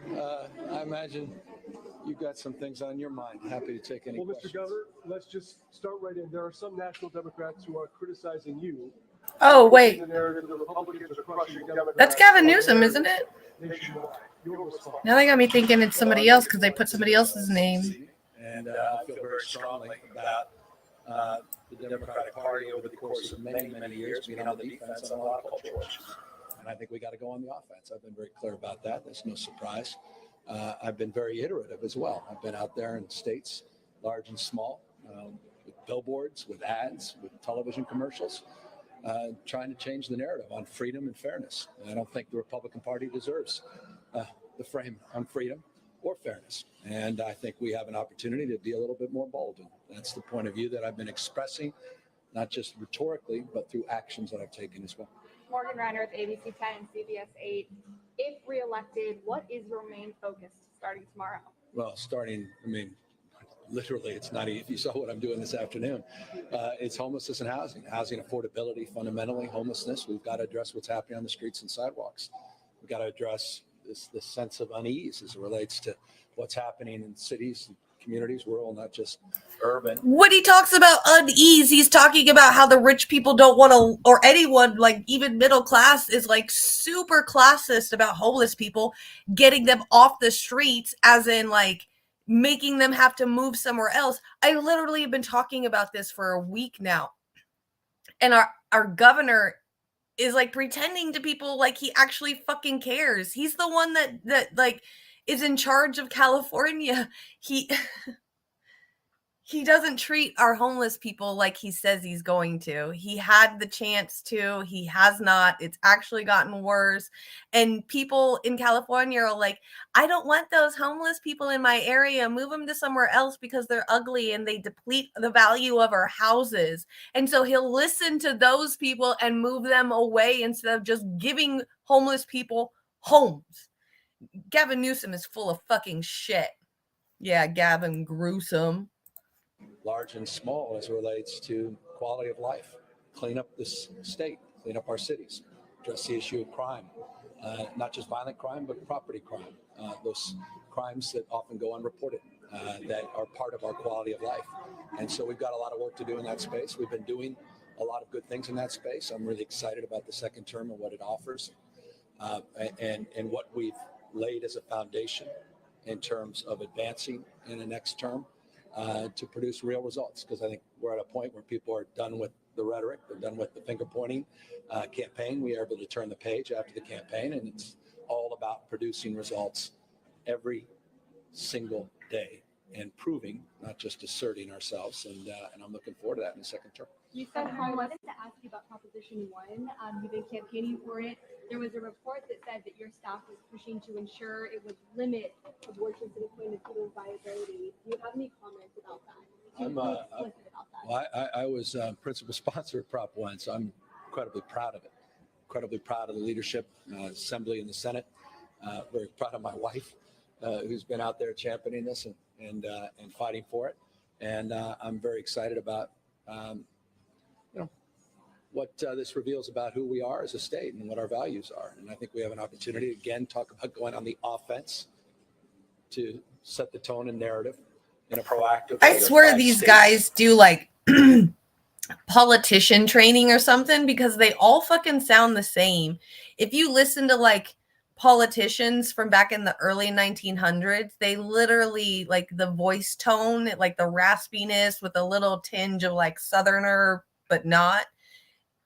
That's how they all fucking sound. I swear they go through like vocal politician training so that they all sound the same. It's fucking weird. With abortion questions on the ballot, California the largest and most consequential in the context of asserting and separating ourselves as a state that's no longer going to just continue to be on the receiving end of these cultural wars and this rights regression that we're seeing in states all across this country, 23 plus states with Republican governors and Republican legislatures rolling back freedoms, rolling back liberties, rolling back rights in real time, not just on abortion, but speech, banning books. Wake up, America, to what's going on and the consequences of not being more proactive and getting on the offense. And that's what California is all about, being first, being a leader, and we're doing that on Proposition 1. Governor, First Lady, un mensaje que esperan de la comunidad hispana. Bueno, yo creo que hemos hecho mucho de sus prioridades para las familias, la educación, la comida. Entonces, los próximos 4 años vamos a enfocarnos en implementando todo de lo que él ha hecho antes. So, creo que vamos a ver mucho más en el segundo term. Y yo tengo mucha confianza, y también es muy importante asegurar que todos saben que él tiene mucho interés en enfocarle en los latinos que viven en California, en asegurando que tienen todos los derechos, que pueden tener éxito en California. You want to call that in Spanish? Thank you, brother. In French, that's not going to help you. Your plans to tax all oil profits with President Biden, or are you coordinating? No, but I'm very pleased the White House has stepped up, not just their rhetoric, but their resolve on this issue, and they're right. Oil companies are ripping you off. Talk about fairness. There's no fairness in what these oil companies have done, and these obscene profits at your expense. Fucking Les Bones over here simping for Newsom's wife because she speaks Spanish. No justification whatsoever. She didn't even really say anything to him. She was just giving those platitudes of like what he'll do for the Latina community. It's not really like, yeah, she's just trained in Spanish on what Gavin would say. In terms of organizing a strategy to engage the legislature when they come back into session on that. And I'm very pleased the President of the United States has stepped up his rhetoric in this space, and he's absolutely right. Will you accept the results regardless of what they are today? I must live in a parallel universe if that's even asked. It breaks my heart that that's even asked. Of course, unequivocally, absolutely, without hesitation. What the hell kind of world we live in? That still needs to be asked, though. Watching that candidate in Arizona last night. Dude, I literally just watched that whole fucking thing just falling again. I just watched it. God damn it, man. I got less than an hour left on this fucking show, and it wants to play games with me today. You watch this shit. I mean, my gosh, and don't just. I hear the wind. It's about to hit. Don't get exhausted. Just watch those fucking trees, man. I like that. That was just personal. But I think equally important. Look at that shit. Parents, those school boards matter. Remember I was telling you I can hear it coming and then it just hits? Questions we have. There it fucking is. Supreme Court Justice. She's a rock star. Brutal. She's on the ballot. This storm is so bad. All these consequential initiatives. We got Prop 30, which is bad for our state. We've got to win Prop 1. We've got to get out and vote. And those that disagree with me, we have the privilege of doing that not only here, places like this, but you have the opportunity to do that on your kitchen table. You don't even have to debate these issues on your kitchen table. You can vote from your kitchen table. We make it easier than any other state in America. You feel good about the result? I feel very confident about what's happening in the state. I feel more confident than the punditry about what's happening in the country for no other reason than you look at the polls. So many of these races are toss-ups, are in the margin. And not just the Senate race, 7+ that are in margin, but many of the House races. And I had the privilege to understand them more granularly because I've been out on the campaign trail for a number of congressional candidates the last 3 days. We know what the historical headwinds are, but I'm a little bit more optimistic that we can break free perhaps of those patterns and outperform. And I'll close on this, in particular with governors. And I've been very active supporting governors across this country. And I think Democratic governors are going to do extraordinarily well tonight. And why does that matter? I'll reinforce. Well, you know, he doesn't really have like a, you know, a type per se, because, you know, like his ex-wife is a brunette and she's like all super Republican. But yeah, no, yeah, he's definitely got like a Barbie wife. That's his wife, yeah. But I mean, he dated that one crazy lady from Trump's campaign. Gavin Newsom's ex-wife, Republican. So he doesn't really actually have a type because of this right here. Like this lady is his ex.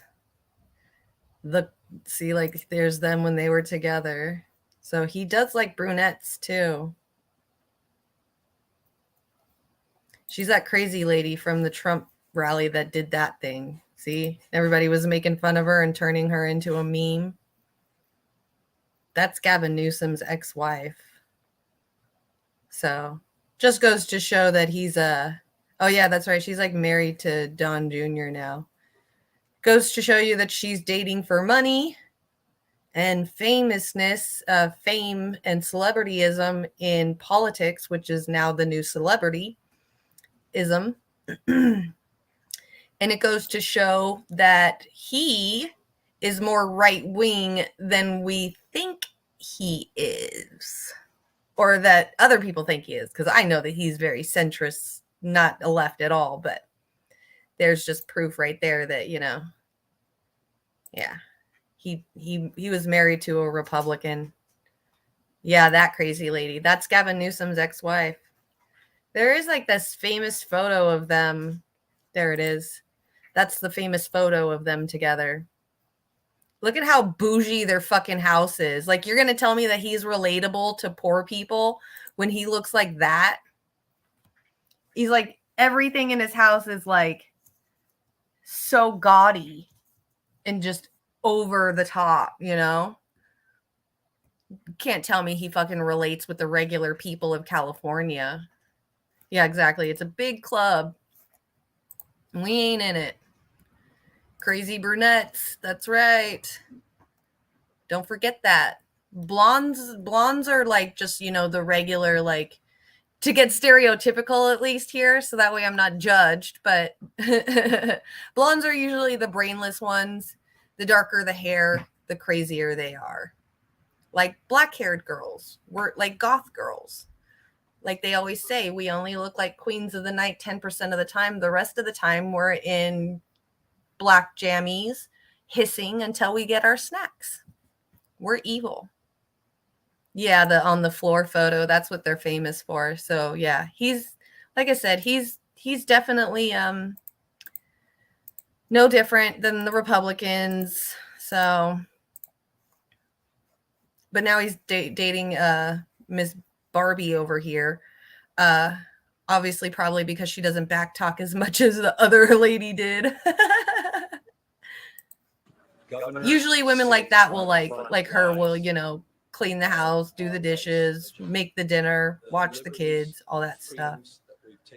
Make sure the lineup, you know, the Coke is lined up perfectly for you in the morning. State level. And so these gubernatorial races become incredibly important, as do Secretary of State races and other down ballot races. Thanks, everyone. All right, California Governor Gavin Newsom speaking here, and a big race in California that a lot of people are going to be watching is for the Los Angeles mayoral race, where you're seeing here earlier this morning, Representative Karen Bass voting here as she is facing off against Rick Caruso, the businessman. Let's go ahead and listen into her remarks that she had with our news stations just earlier here this morning.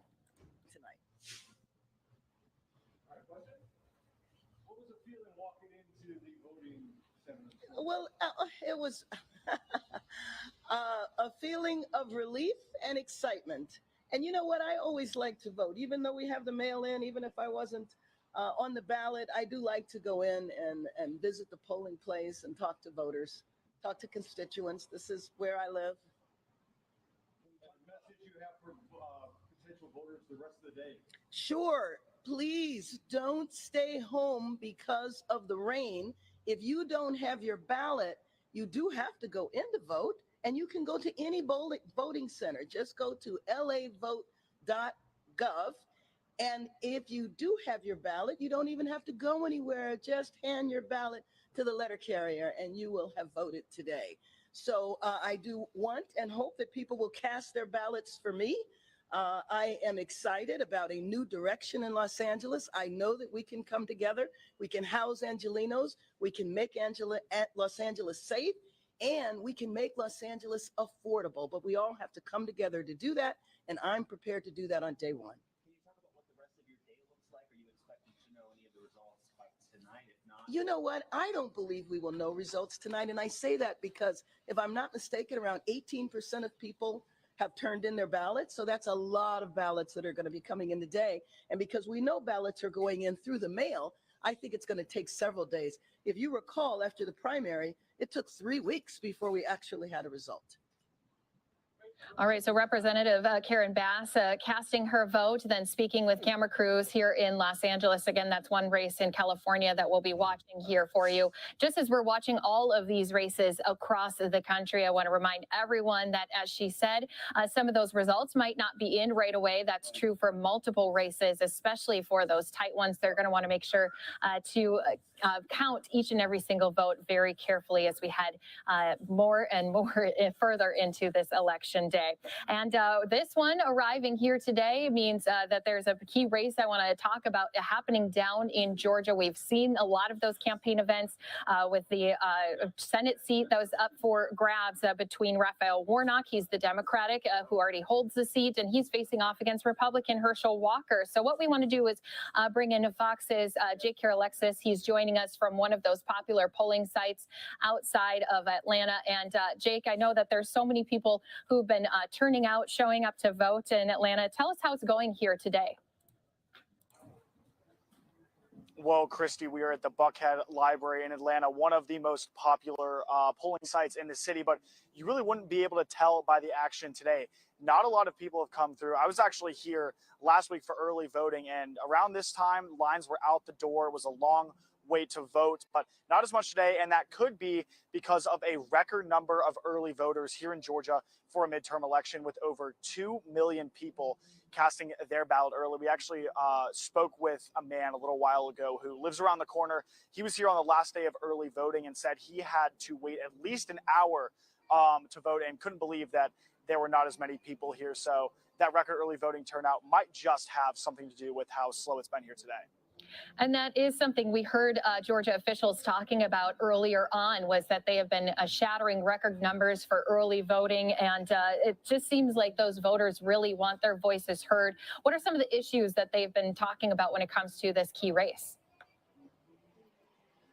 Well, over the last few weeks, voters have told me that inflation and the economy far and away the most important issues for them when they're heading to the polls. People here have said that these high prices are getting really hard to keep up with and something needs to change. And Christy, other issues that voters have said are important to them here are abortion and crime. Do we know, Jake, do we know what each of these candidates are doing here today? Because obviously we saw them out in full force on the campaign trail doing bus stop tours all across the state of Georgia. I'm sure that there's a lot of action that they're trying to get in on here today as well. Right, Christy. We were down in Macon, Georgia yesterday for Warnock as he was making his final pushes. Herschel Walker was around the state as well. Both of them have viewing parties tonight. So they said they're just doing whatever they can to try to swing those crucial votes ahead of time and then getting ready for those election watch parties tonight. Yeah, and we'll be also keeping a close eye on those watch parties as those results start to come in. Jake Alexis joining us here on Live Now from Fox. We appreciate your breakdown in a key state with this big race happening for that Senate seat. Thanks so much for your time today. Let's go ahead and continue to even more when it comes to some of these big races happening across the country. As I mentioned, we've had some polling locations all across the country who've had some issues. We'll be talking about that, plus also playing more remarks with officials from coast to coast.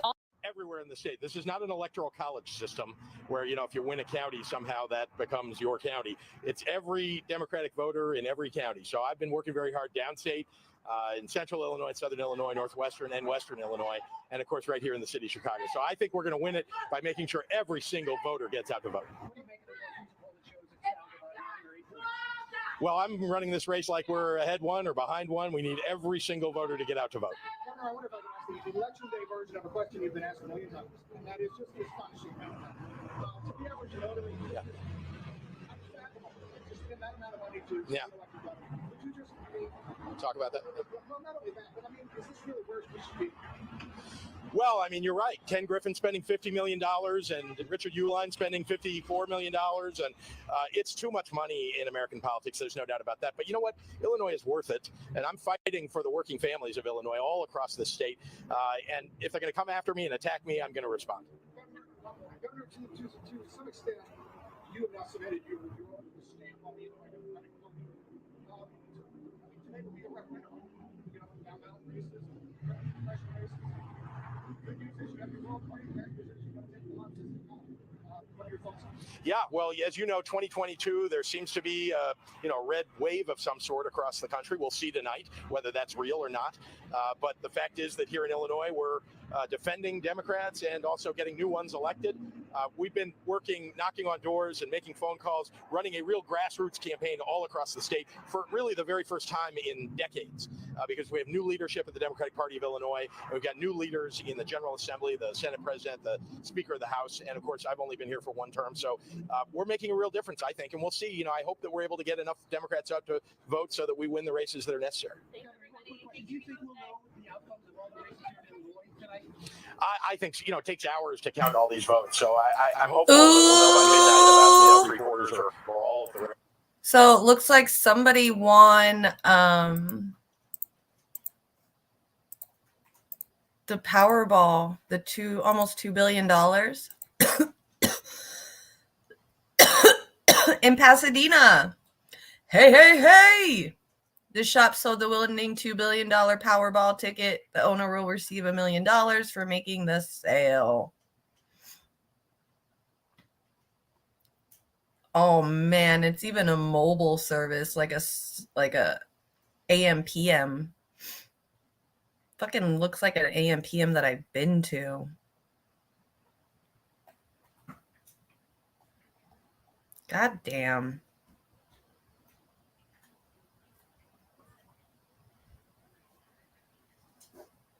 Pasadena, Altadena, they're close enough.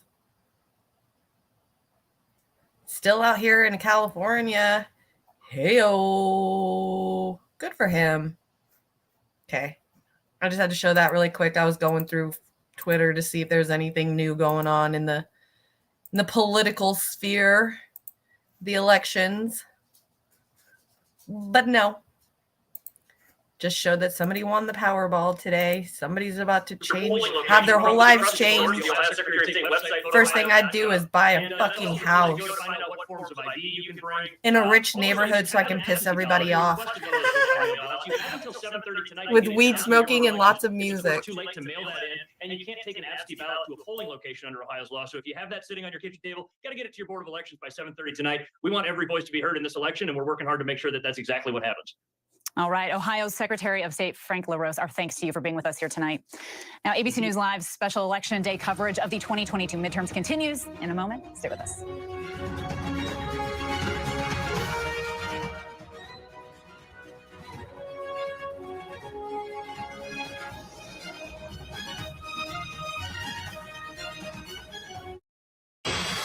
With so much at stake in our world right now, we want to Why? thank you for your trust. Everybody's on a commercial right now. Why? Time here in Arizona. Just stop. In Phoenix, John Hook. John, thanks so much for being with us here. So we know Arizona went blue back in 2020, but I think a lot of people are questioning whether that might have been some type of political fluke, or is this here to stay this cycle? I think that we are changing. There's no doubt about it. I mean, when I got here back in the 70s, late 70s, it was a deep red state. It's definitely changed. Big influx of Californians. That's been the big change. Before that, the migration was really from the Midwest. Sensibility similar to Arizona, but then a lot of Chicagoans would come here, usually because of the Cubs, and they get out here and go, I'm moving. Oh, so we had some of that sensibility as well. But this California sensibility is a whole nother animal. And people have lived here a long time. They know it, they feel it. It's changed the political landscape a bit, but I still believe Arizona, particularly fiscally, is a right of center state. Okay. I still believe that. Okay, because we're seeing not only just Arizona, but more specifically Maricopa County. That's changed even more. It's changed even more. And some would say that nationally. All right, guys, we do appreciate John Hook for joining us. We're going to play that out in full for you here in just a bit, but I do want to jump back out to Maricopa County, where we do have officials who are speaking on the issue that they had with their machines. Let's go ahead, listen in live. I hope you guys are all ready. If not, get started rolling here. Here we So, go. Starting to get into messed up machines again. Obviously, adjudication going on back here. Tabulation will be starting tomorrow morning. But Chairman Bill Gates from the Board of Supervisors, he'll come out and answer a few of your questions. As you know, we have had these issues where some of the ballots that had been printed at our locations were not being counted by the on-site tabulation equipment, which looks just like this box right here, not the blue box, the black box right here. So Chairman Gates will talk to you about what we've learned throughout the day as this problem has persisted in a number of our locations. But I think I'll reiterate, but I know the chairman will say it again. Everyone has had the chance to vote, and the number has grown well over 100,000. So he has more details on that. But we do have another commitment coming up at 3 o'clock, so we'll take as many of your questions as we can. All right. Thank you, Fields. Thanks to everyone for covering what's going on, getting out information today as we go forward with this very important election. I wanted to just read a statement that we've just put out from the board and the central command here. Maricopa County has identified the solution for the tabulation issues at about 60 vote centers. County technicians have changed the printer settings, which seem to have resolved the issue.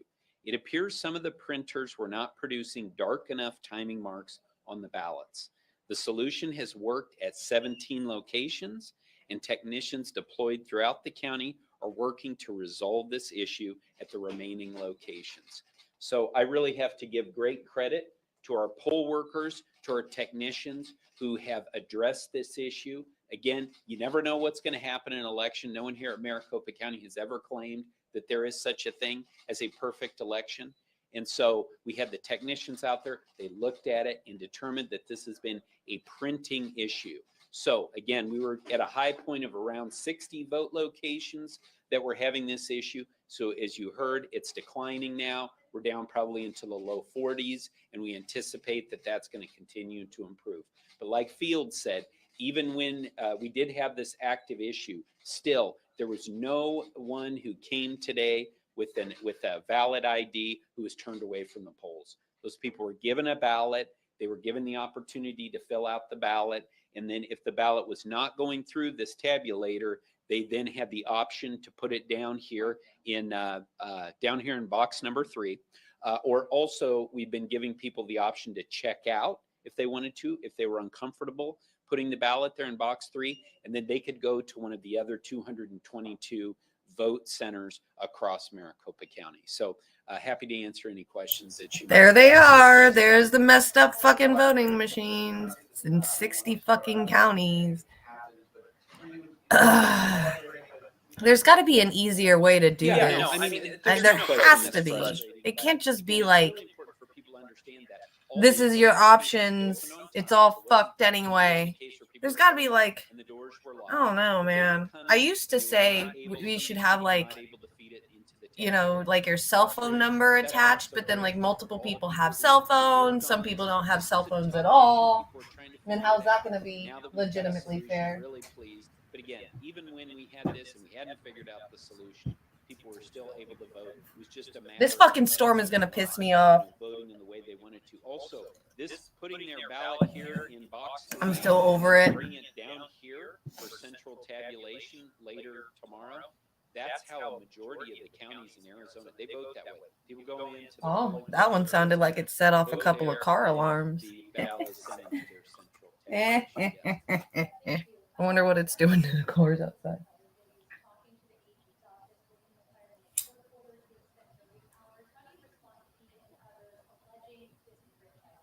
Yep, my tarp is down again.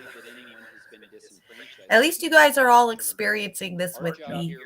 Usually I'm doing this by myself. Just screaming at the ether, you know, yelling at the animals, telling them it's their fault because I got nobody else to blame. Good Lord. Okay, so officials Machine was okay. They had problems finding your name. Yeah. this issue. They are also working on a solution here, as it did affect about 60 vote centers all across the valley, and we are actually going to be speaking. Thanks for being here. I was gonna say earlier today, like, thanks for weathering it out with me today. It's been brutal today. It's been brutal with the tarp continually falling down, electricity shutting off. It's a hell of a day today. This is what happens to me on election days. Just kidding. Oh, there's the two big uns. There they are. All of the eyes are going to be on Pennsylvania tonight. It's home to one All eyes on Pennsylvania. Senate races in the nation. That's between Dr. Mehmet Oz and John Fetterman. We do have Fox's Rebecca Castor. She is joining us here on Live Now from Fox from Philadelphia. And I know, Rebecca, you've been talking to voters all across the state here today. What's motivating them to get out and to get voting here in this election? Christy, first and foremost, it's inflation. That is the top concern we're hearing from voters on both sides of the aisle. Then Democrats, they're also largely concerned about abortion rights, while Republicans are worried about crime and the border. Now, that Senate race between Dr. Oz and John Fetterman here could very well determine which party gets control of Congress. What the fuck is Dr. Oz or John Fetterman going to do about inflation? Because it's the Congress allowing the Fed to just raise interest rates without any regulation is the reason why we have inflation right now anyway. So, and the reason, and that's, well, we have inflation because of not getting the products that we need because of the whole pandemic and boats getting stuck and things like that. So that inflates because there's not enough product that can meet demand. So they have to raise the prices. But they're doing it like with interest rates because of the inflation. They're just allowing the Fed to do whatever the fuck they want instead of doing it the right way. And I just don't understand how this one Senate race is going to help beat inflation. Doesn't make any sense. But it's unlikely we'll have a clear winner tonight.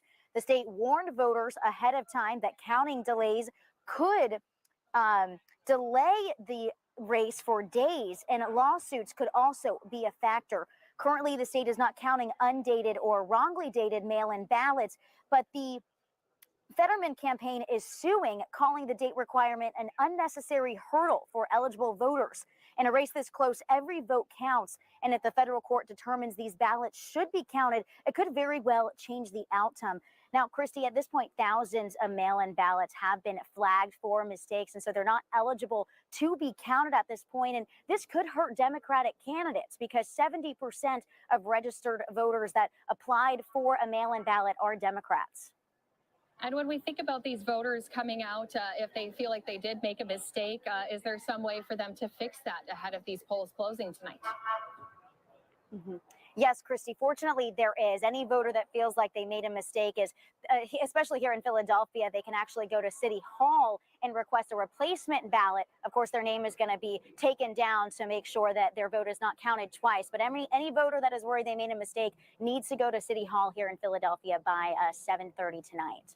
All right, so there's still time to make corrections. Didn't they like have like some of the election voting papers have like the wrong code on them, so they were not able to be used anyway, and you wouldn't even know it until they were going through all of the votes that night and somebody noticed that the code number was on that one and it was the wrong one. So there's just all kinds of janky stuff throughout this whole fucking thing.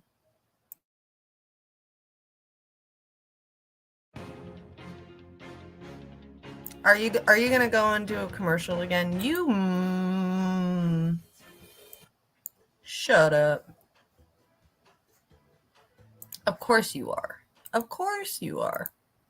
Ballots in today's pivotal midterm elections could shape the future of our nation and our democracy, and a record number of voters have already cast their ballots before Election Day. That's more than 41 million.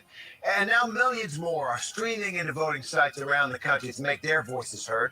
The first polls close at 6 p.m. Eastern Time. The final polls at 11 p.m. on the Eastern Coast, on the West Coast at midnight in... Learn how to talk, dude. You got some problems talking today or something?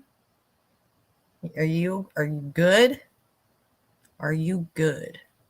See, CBS News Live is on right now. The very real concerns that so many people and families and communities have that are getting more and more serious, because right now our government leaders don't actually need to solve our problems in order to keep power and trade it back and forth. Andrew, as I understand it, the Forward Party's platform does not take hardline stances on major issues like abortion or the war in Ukraine. Can you build a political party without doing that? Well, we stand on three pillars that I think most Americans get very excited about: free people, thriving communities, and a vibrant democracy. And right now, most Americans feel like we're not getting any of those things. So if we have the right systems in place so that people actually feel like their voice is heard, then we can make real progress on the issues that you and yours care about in your community. Because if you look around the country at this point, 37 of the 50 states essentially have one-party rule. 70% of the 500,000 or so elected offices are uncontested or uncompetitive. Our leaders don't have to listen to us right now, and that's why so many people are getting fed up. There's always this concern among voters that if they support a third-party candidate, they're going to give one of the two major parties an edge in this race or that race. How do you convince people it's worth their time and their money to invest in a brand new political party that may advantage the opposing side of their beliefs?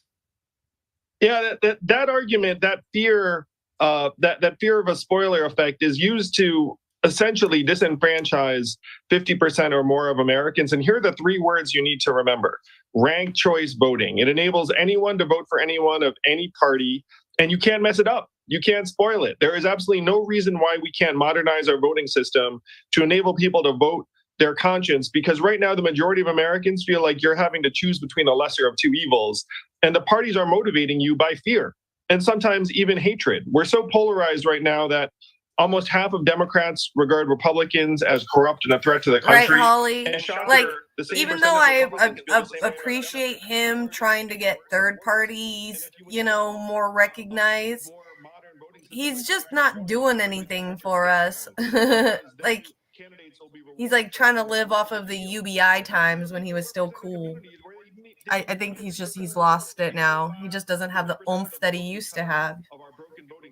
He's just, that's what happens with politicians, though, and businessmen. You see them and learn about them long enough, you find out how sold out they are.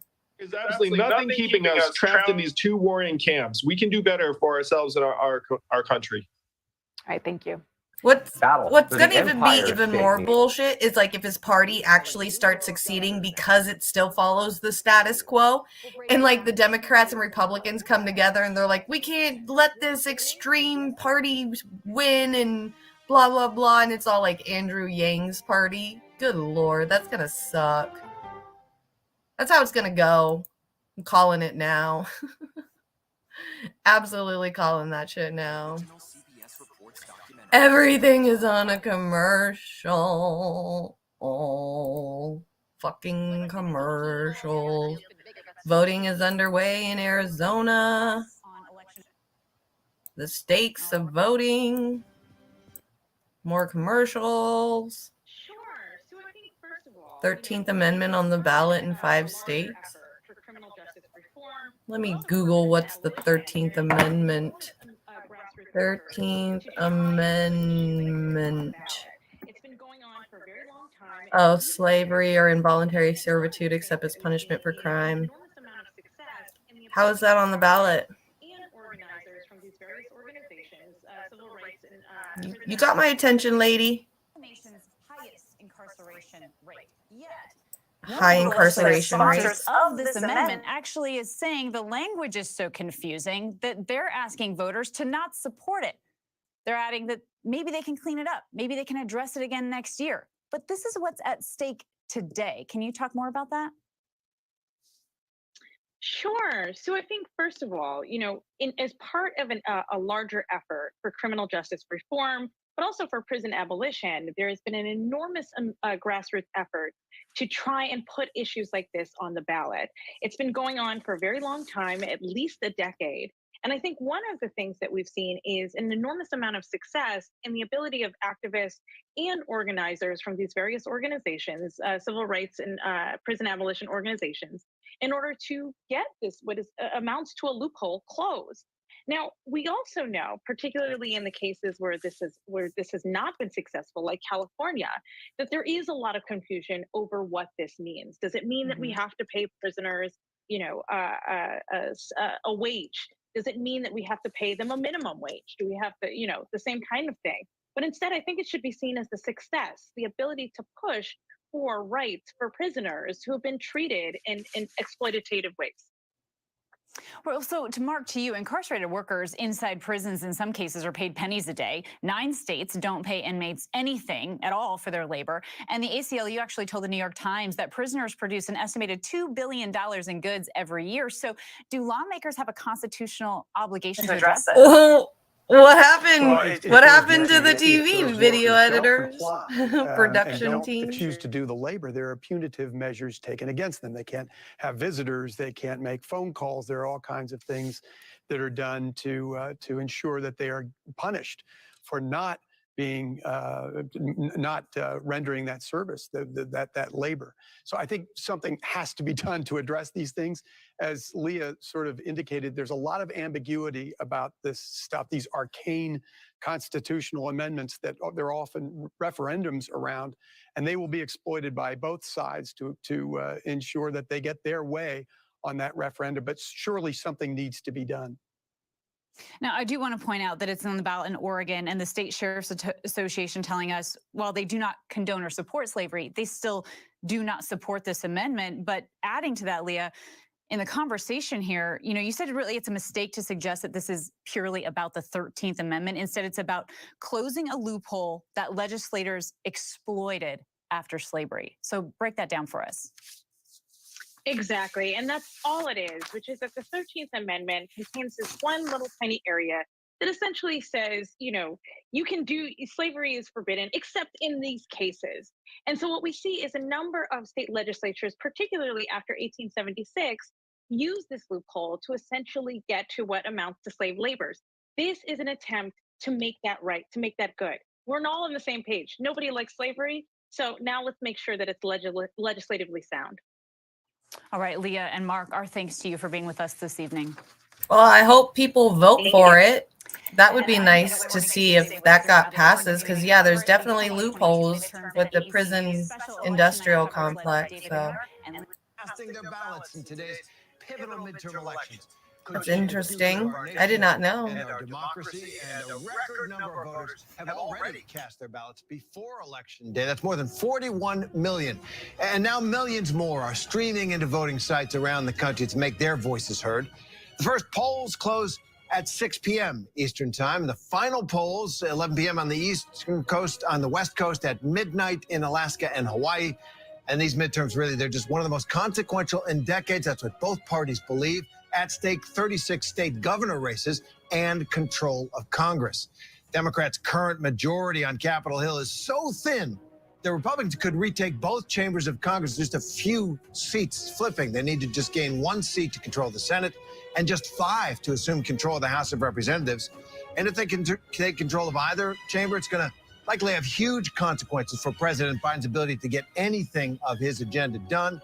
Like he's gotten anything done anyway. He's had the supermajority and he couldn't get anything passed because of what was it, like the parliamentarian, and then like what was her name from Arizona? Like, come on now. They make it seem like it's such a huge thing for them to win because it's gonna make it so hard for Biden to be able to do anything. Like he's actually fucking done anything. Like literally, really much of anything. Fuck you guys. 2024 as well. We got our ABC News team stationed in key states across the country. So right now, let's go to ABC's Zoreen Shah. She's in Phoenix, and Devin Dwyer in Chester County, Pennsylvania, right outside Philadelphia. Devin, starting with you. You've been talking to voters there. What are you hearing, and what do you sense about that race? Hey, Terry, a lot of activity and a lot of engagement from voters today here. We're outside Pennsylvania, as you say. This is the critical swing districts. Democrats in particular out in force today. They know the stakes are high in this purple part of the state. And I want to bring in somebody who has been working really hard of late. This woman here, Kadita Kenner. Kadita, it's good to see you. Good to see you. She's known as the Stacey Abrams, Terry, of Pennsylvania, trying to build what's called the New Pennsylvania Project. It's quite an organization modeled after what Stacey Abrams did in Georgia. Tell me about the group. Devin, about patience. Well, we'll certainly need it here as well. First, I'm going to bring you to where I am right now. You can see it's about 50 people. Now it's actually a bit bigger, about 60 people right behind me waiting in line. It doesn't look like there's any issues at my polling location. And then I want to take you to this video. Take a look right now. You're looking at Carrie Lake from just earlier this morning. You can see her talking to voters. She's one of the candidates who is vying to become Arizona's next governor. And then to your point, 20% of voting locations, according to officials in Maricopa County, are having issues with tabulators. Officials say they are working very hard to fix that issue. And they also stress that despite that issue, 25,000 voters have already cast their vote. Why is this such a big issue? You bring up that tinderbox issue that we've been talking about so much. Tell me Katie Hobbs right here doesn't look like Amy Goodman. Oh, Lordy, I'm going to hell. Against voting machines. They are using it to spread baseless claims about election fraud. And I do want to stress, though, that this is a reminder. Even though these issues are occurring right now in Maricopa County, 20% of those voting locations having those issues with tabulators, just a reminder that despite those issues, the county retains those paper ballots. And so all of those votes will eventually be counted. Those votes will be counted. That's so important, Sharon. Thanks very much. Devin, back in Pennsylvania, Republican Dr. Mehmet Oz, Democrat John Fetterman, locked in that close race that could determine which party controls the Senate. How are their closing arguments going? How's it feel there about this race? One of the hottest races in the country, Terry. For months, this Senate seat here in Pennsylvania was seen as the Democrats' best chance to pick up a seat in the 50-50 Senate 6 months ago. Man, is that all the politics want to talk about? Is just Oz, Kerry, and like that's it? That's just what it seems like to me. Like they just want to do the same ones over and over and over again. That's so weird. I want to see what's going on Twitter before we get off. See if anything's happening.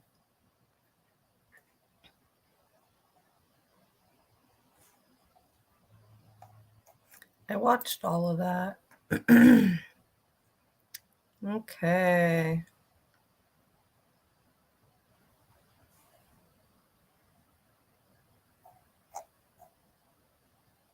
All right, we already know what's going on with the machines in Maricopa County.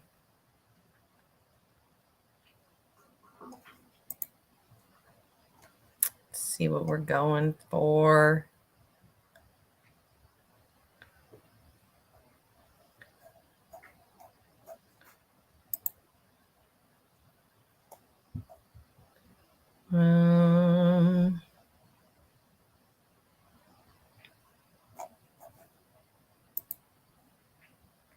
Yeah, it looks like it's just the same stuff.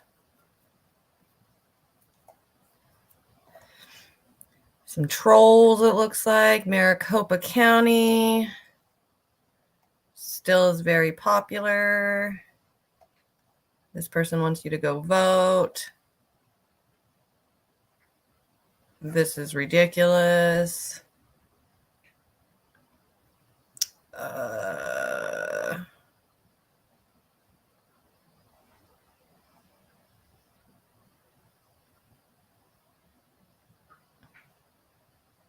Republicans are voting Republican because there's a shape of a cloud.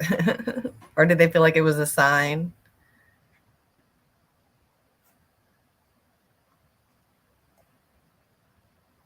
Just voted for the 4th time in a row today. Jesus Christ, people. Need character designs from professional. Oh, that's not even part of it. What the fuck? You decided how to vote and you knew when you saw high school trending. What? Oh yeah. I guess a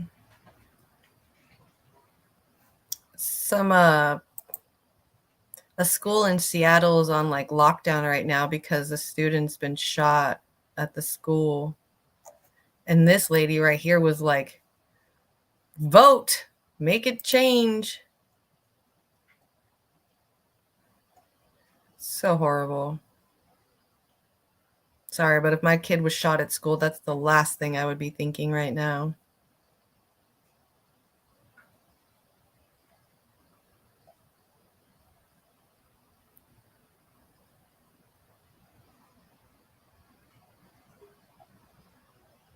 Vote Republican to save America. Jesus Christ.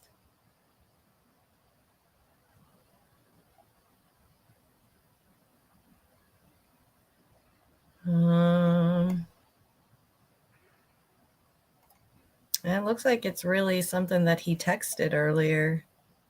I just don't think it's on Twitter, though. Hoping that this rainbow is a good sign.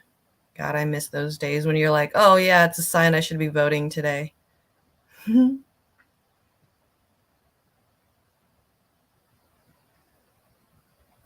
like in Houston, Texas, people were sent away because the area wasn't open for them to vote. That's an area where people of color and low income live, so that's kind of fucked that they're doing that there. That's so wrong.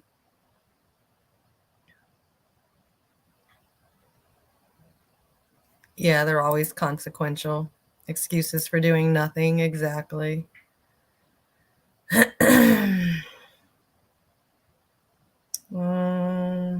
Ballot solution is found. They found the solution for the tabulator issues. They changed the printer settings, which seem to have resolved the issue.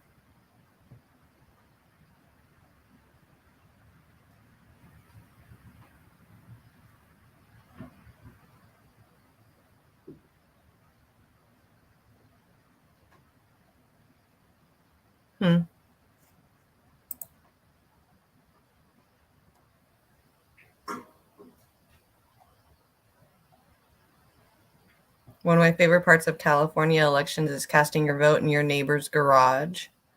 One along 19th Avenue this morning was so full that people had to wait for a voting booth. That poor lady. A crowd chants Hochul as New York Governor Kathy Hochul embraced AOC in Queens this morning on Election Day while New York heads to the polls.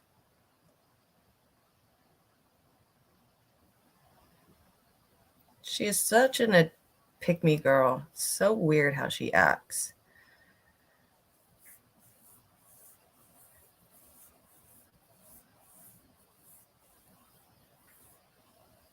Well, it looks like Steven Crowder is going to go off on Maricopa County today when he goes on live. That's going to be fun. Ugh. What were your choices? Breaking, Seattle. We just watched or saw that. Electioneers.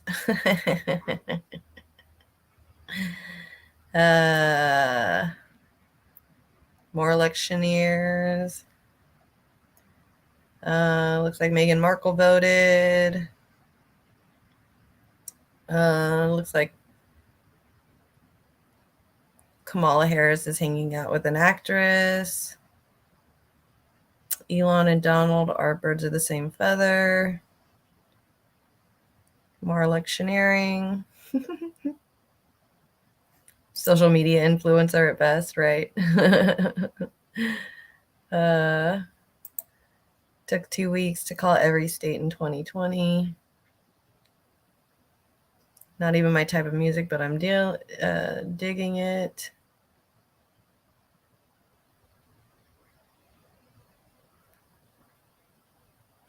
Interesting. Oh, no, there goes my electricity. Oh, no. Okay. I got 10 more minutes. I should probably hop off of here. I'm just wasting time now, and I'm literally terrified that my electricity is going to go out on me for sure, because it totally will. So, there it goes again. Okay. Keep your eye out for Joe Evans today at 6 p.m. Pacific, 9 p.m. Eastern. He's going to be covering the elections live as they are going. I'm definitely going to be in the comment section for that. I don't know if I'm even if I got invited to go on the live stream with him, I don't think I could because of this whole situation. So wish me luck. I'm going to go out there again once this is over and put that up again because I have nothing else better to do with my life than to continually put that tarp back up. Mountain living, baby. Stop. Please, just give me 5 minutes. That's all I'm asking. Just give me 5 minutes, electricity, please. Okay? Just take some of my energy. I'll take a nap afterwards. So that way you can just keep going for 5 more minutes because that's all the energy I've got left. Oh my gosh. This weather. Look at that. It's brutal out there. Thank you for stopping by, Holly. Definitely appreciated. Appreciate all of you guys for coming by today, keeping it going. Just watching the random news with me today. I know it was probably really boring. And I definitely couldn't get into as much as I wanted to because of having to take care of that shit, which I was not expecting, and the electricity, which I started thinking about right before I went live, but I didn't think it would actually do it. Should have known. We'll see how tomorrow goes. Here comes that wind again. There it is. Look at that. No wonder my tarp doesn't stay up. The fuck? It's brutal over there. I don't like it. So, yeah, just keep your eye out for Joe Evans today. He's going to be live streaming the elections, the election results here on KRTD. Other than that, I don't think there's anything else. Just tomorrow, I'll have new stuff ready to go over tomorrow. I believe that's it. Yeah, I think that's it. Let me see if anybody said hi over on Le Rockfin. Hi, Tom. Try art. Oh, I should have tried RT. Did RT have some good stuff? Hold on. RT News. Let's see if they have. Are they live right now? Oh, they're on Rumble and Odyssey, which is kind of cool. Yeah, no, it looks like they're doing some kind of documentary. Yeah, the Russophobia History of Hate documentary. definitely no live stream coverage of America, the elections. But thanks for stopping by, Tom. Truly appreciate that. George Carlin had a good line on elections, I bet. Oh, no. Okay. Did I pass my 5 minutes? Am I not allowed to speak anymore? Okay. All right, you guys. I'm going to get out of here. So, if you liked the video, if you had fun today, please give a like, subscribe. If you're not subscribed, check out Image Productions over on Twitch as well. Give that a follow so we can work on that. We're over on Rockfin as well. So if you want to give us a follow over there, you are more than welcome to. Thank you, everybody, for coming. I truly appreciate you. I don't know if I have enough time to say all the names. So thank you all for coming. And I will talk to you all tomorrow or in comments tonight in other videos. Peace.